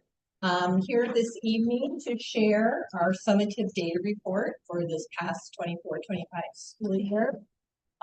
Throughout the school year, we do a lot of formative assessments and monitoring our progress towards the goals. And at this time of year, we bring the summative report that kind of gives the big picture of how the school year ended. So in presenting tonight, I'm going to share data around our 4 goals: early literacy, academic core, college and career readiness, climate, and culture.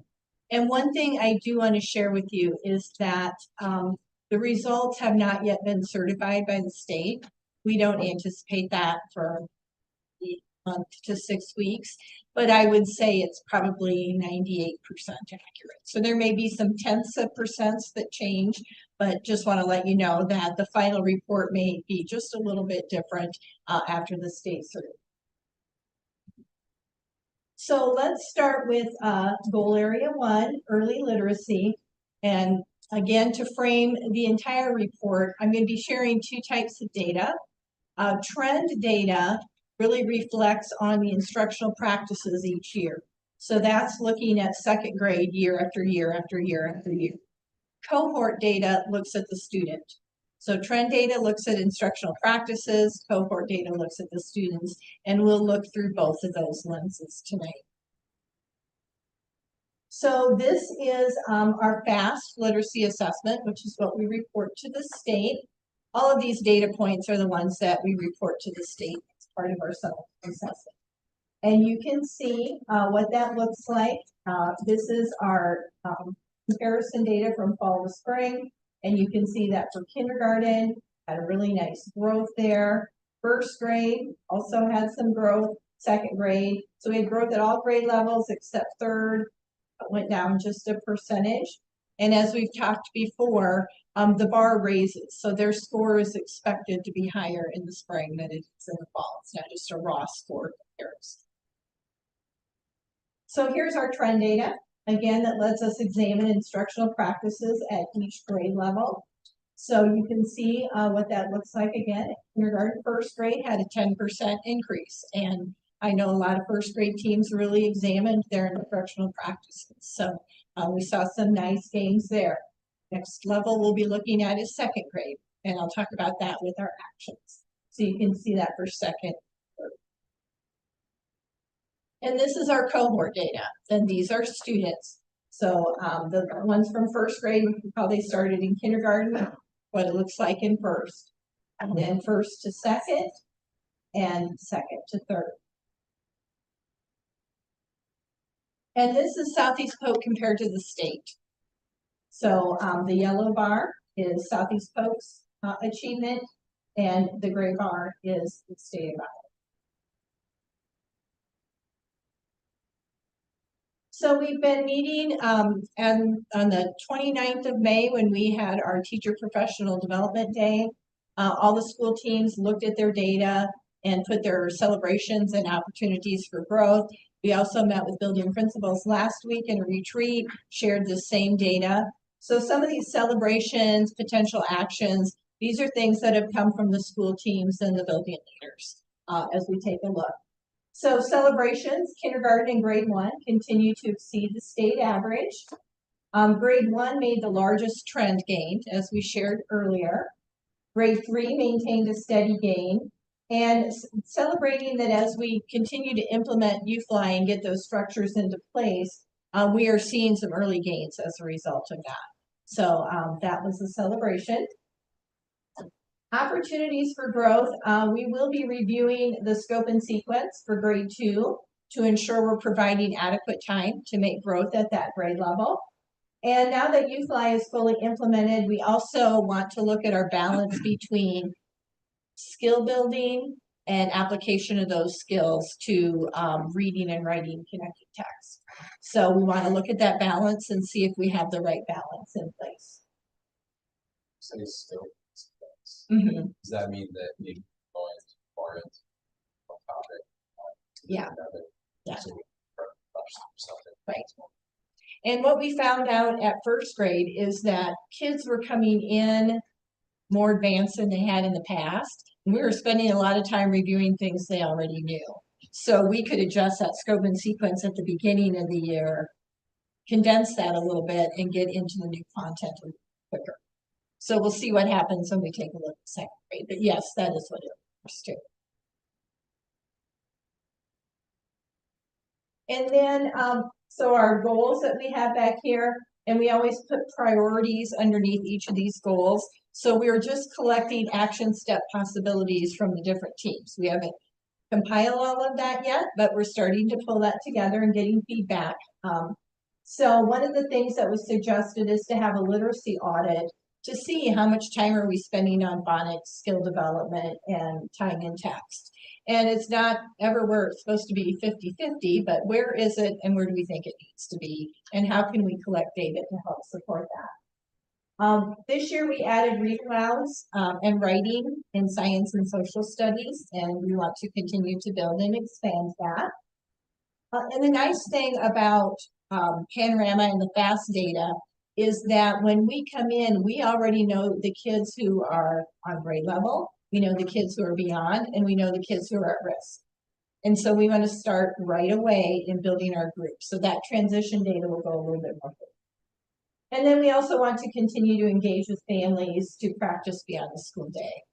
Had a great success at the family literacy night last fall, and we want to continue to build on that partnership.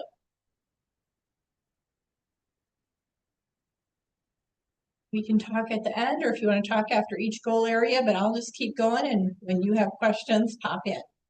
So goal area 2 is academic core, and this is where we take a look at English language arts, math, and science. And again, here, this is ISAST, so the state assessment. This is grades 3 through 11. And this is, again, the trend data. So we can look at instructional practices at the different grade levels and look at those patterns. So again, getting that U-fly and those foundational structures, we're seeing some nice growth at those early grades. We're seeing some good stability there. And we also saw nice growth at 11. So our two tails saw some little jumps there. And a little decline at 6th grade, but all the other trend patterns. So that was encouraging data. And then you can see our cohort data. Again, seeing that trend of those early literacy foundations, saw a nice jump from 3rd graders moving forward. In math, we use FAST data for early literacy. We use iReady for the math data. So you can see what our iReady math data looks like, and this is compared to the state. We really haven't used it long enough to get longitudinal data. We're only in year 2, but you can see at a couple of grade levels, we are double digits scoring ahead of the state. And I know when we started iReady a couple of years ago, there was a little anxiety because it was harder and all those types of things. But, I think the teachers set that bar high for kids and they're really coming through with that. So that's exciting to see. Here's our math trend data. Again, looking at those practices, instructional practices at different grade levels. And then you can see our cohort data.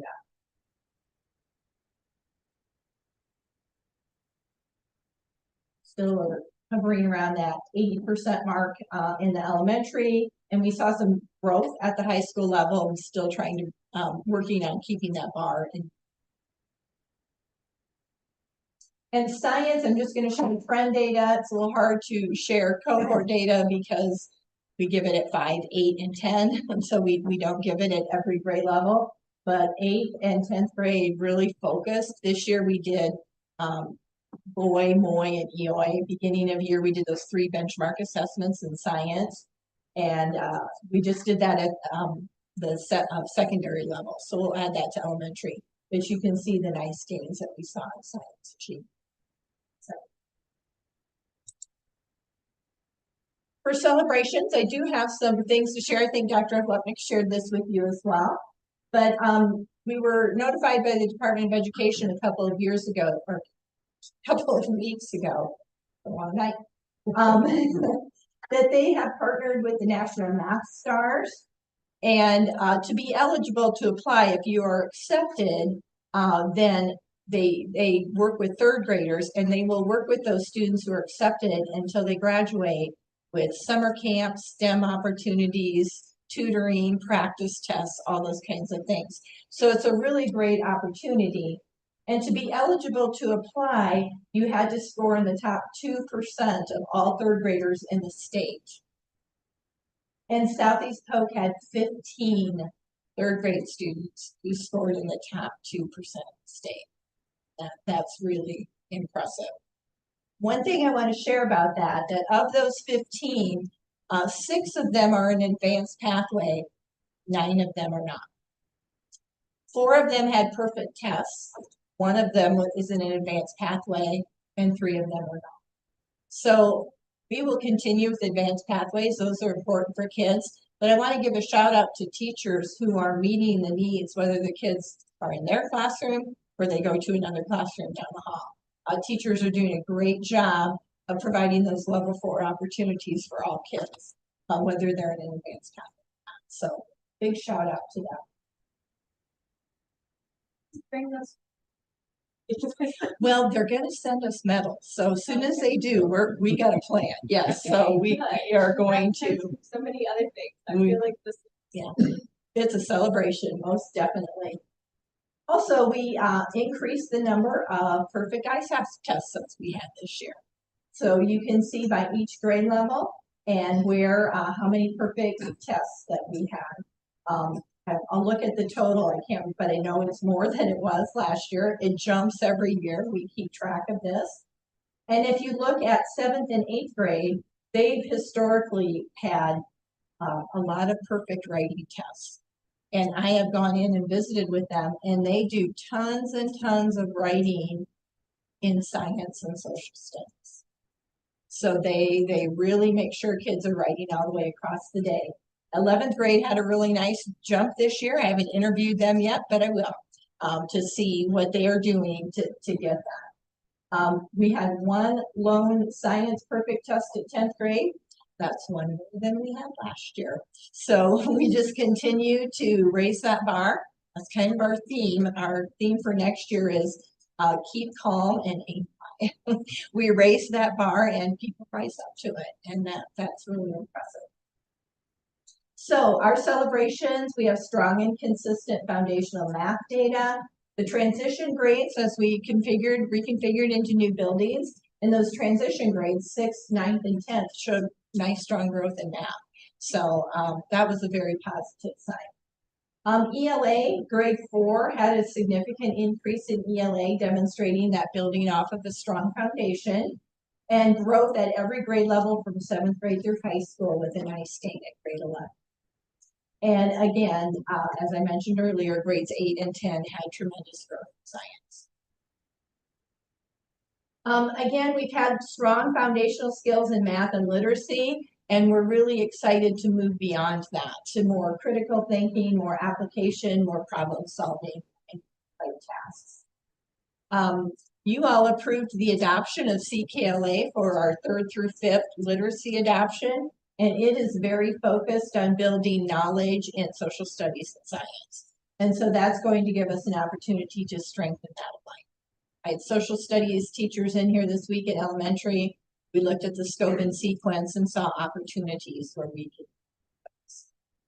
And we're seeing more improvement at the secondary level. We want to continue to add more of a focus on rigor and relevance for kids. You know, when am I ever going to use this algebra in life? Try to answer that age-old question to support both student engagement and student achievement. Again, some action step possibilities are building around CKLA with our adoption of that. We want to build on that model of writing in science and social studies. We've seen great success with that, and we want to continue to build on that. Jane Beecham, our math coordinator, does a lot of work with math talks. I've always said it's one thing for me to see it and kind of get it, but when I can explain it to somebody else, then I know it. So we want to have kids talking more about that, their problem solving, and how they can explain that to others. And just recently, Jim Piper, our science coordinator, wrote an Open Science grant for several $1,000, I think, it might even be more than that. But that will be supporting that phenomenon-based learning, particularly in the second. So we'll have many materials to do. Malaria number 3, college and career readiness.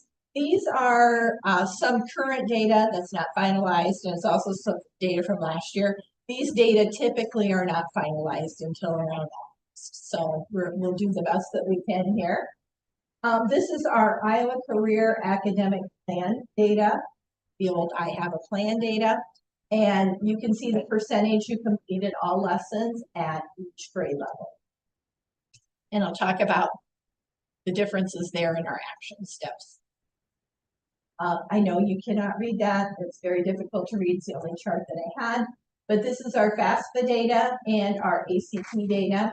And part of what we want to work on for both of these two slides has to do with how we systemically address these in advisory so all kids get a chance to work. This is from last year, but the state and the performance profile collects two post-secondary readiness data points. One has to do with kids who earn college credit while they're still in high school, and the other one has to do with work-based learning. So you can see where we are, and then the little diamond is where the state averages. So you can see what that comparison looks like. So celebrations, what we find is that not everybody gets to advisory each time the way it works out. So this year we added ICAP to senior seminar. And you can see we were in the 40s for seniors last year, and you can see that we more than doubled what the participation looked like. So we want to continue to build that into our advisory in a more systemic way so that all kids don't miss on that day and have that opportunity to complete. We've added more pre-apprenticeship and registered apprenticeship programs to support work-based learning with the Skilled Trade Center. We are very primed there to see that take off. And we have a lot of opportunities for dual enrollment. We're very fortunate here at Southeast Polk, partnering with DMAC and Grandview and having those opportunities.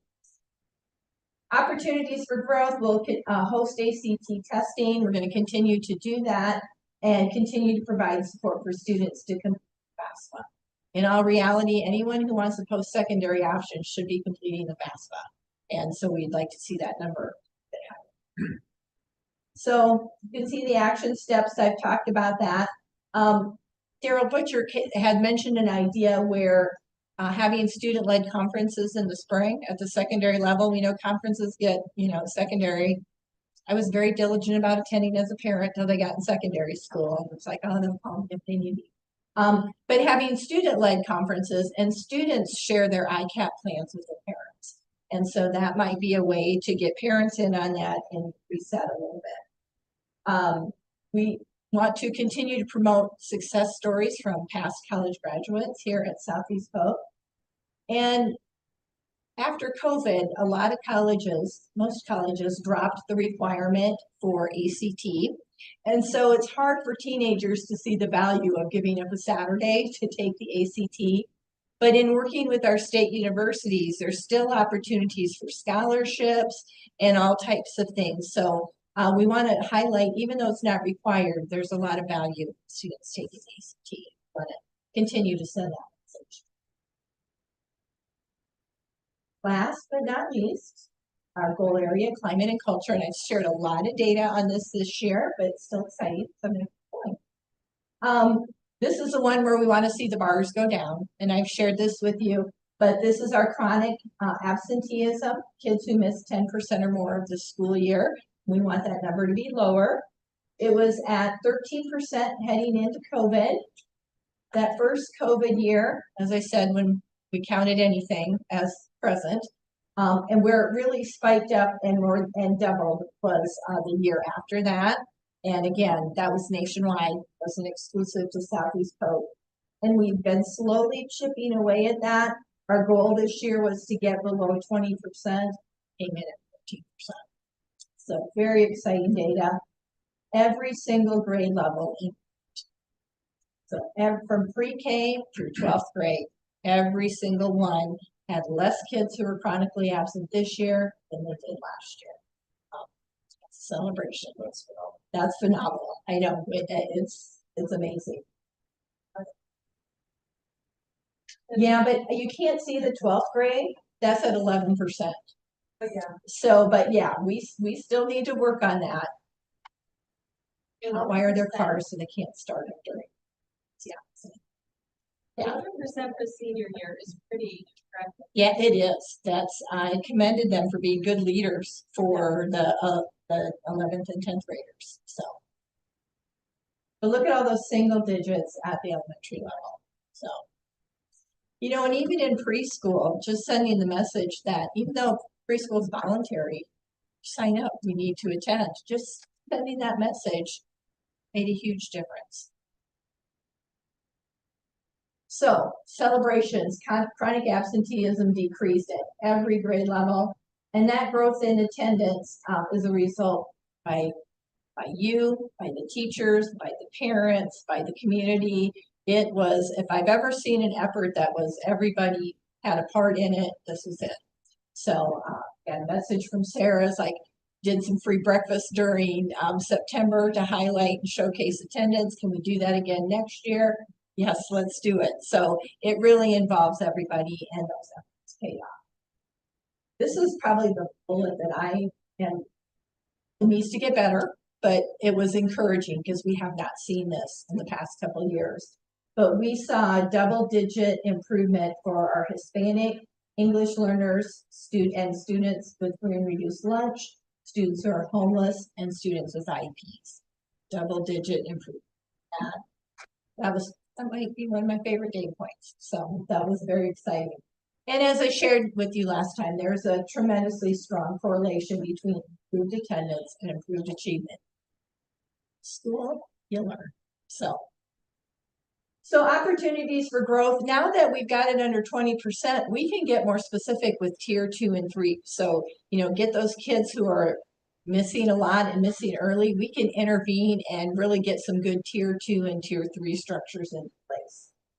I think we've done a lot in shifting the mindset that coming to school every day is important, but we need to continue to build and strengthen that message. There's some revisions in the law that I think will help us be more flexible and positive. We still need to communicate, but we do not have to do the dreaded certified mail. So I think that will give us a better opportunity to tailor the communication to what parents appreciate. And we have some collaboration opportunities. I heard people the other day saying, what were you doing at that grade level? What did you try? We want to try that too. So we have success stories that we can build off of. Others can learn from each other to continue to grow that work.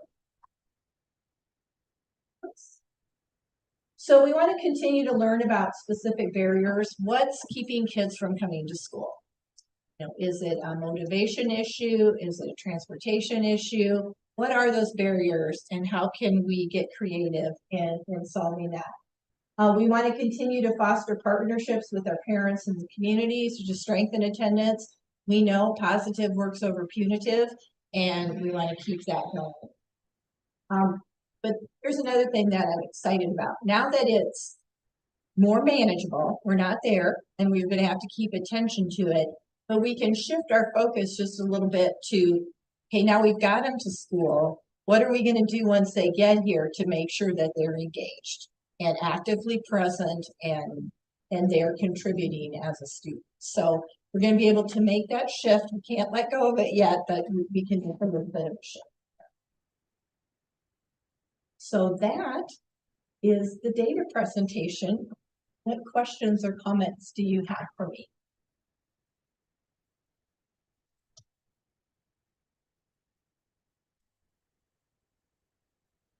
Get nothing? Well, you know, Corey brings the start time, so that's 10 o'clock. So, I'm with Corey. I do want to close by giving a shout out to the teaching and learning team. And none of this is done, it's everybody. It's the principals, it's the teachers. But I want to give a special shout out to our curriculum coordinators. And you're right, we're moving into this new building and no, we didn't get everything we wanted. But for the first time in 15 years, the team and I will be under the same. And I want to express my gratitude for that because we were able to do this in different neighborhoods around the town.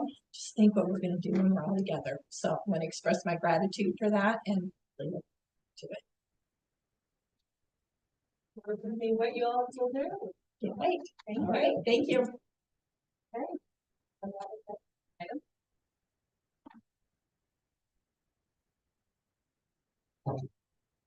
Here. All right.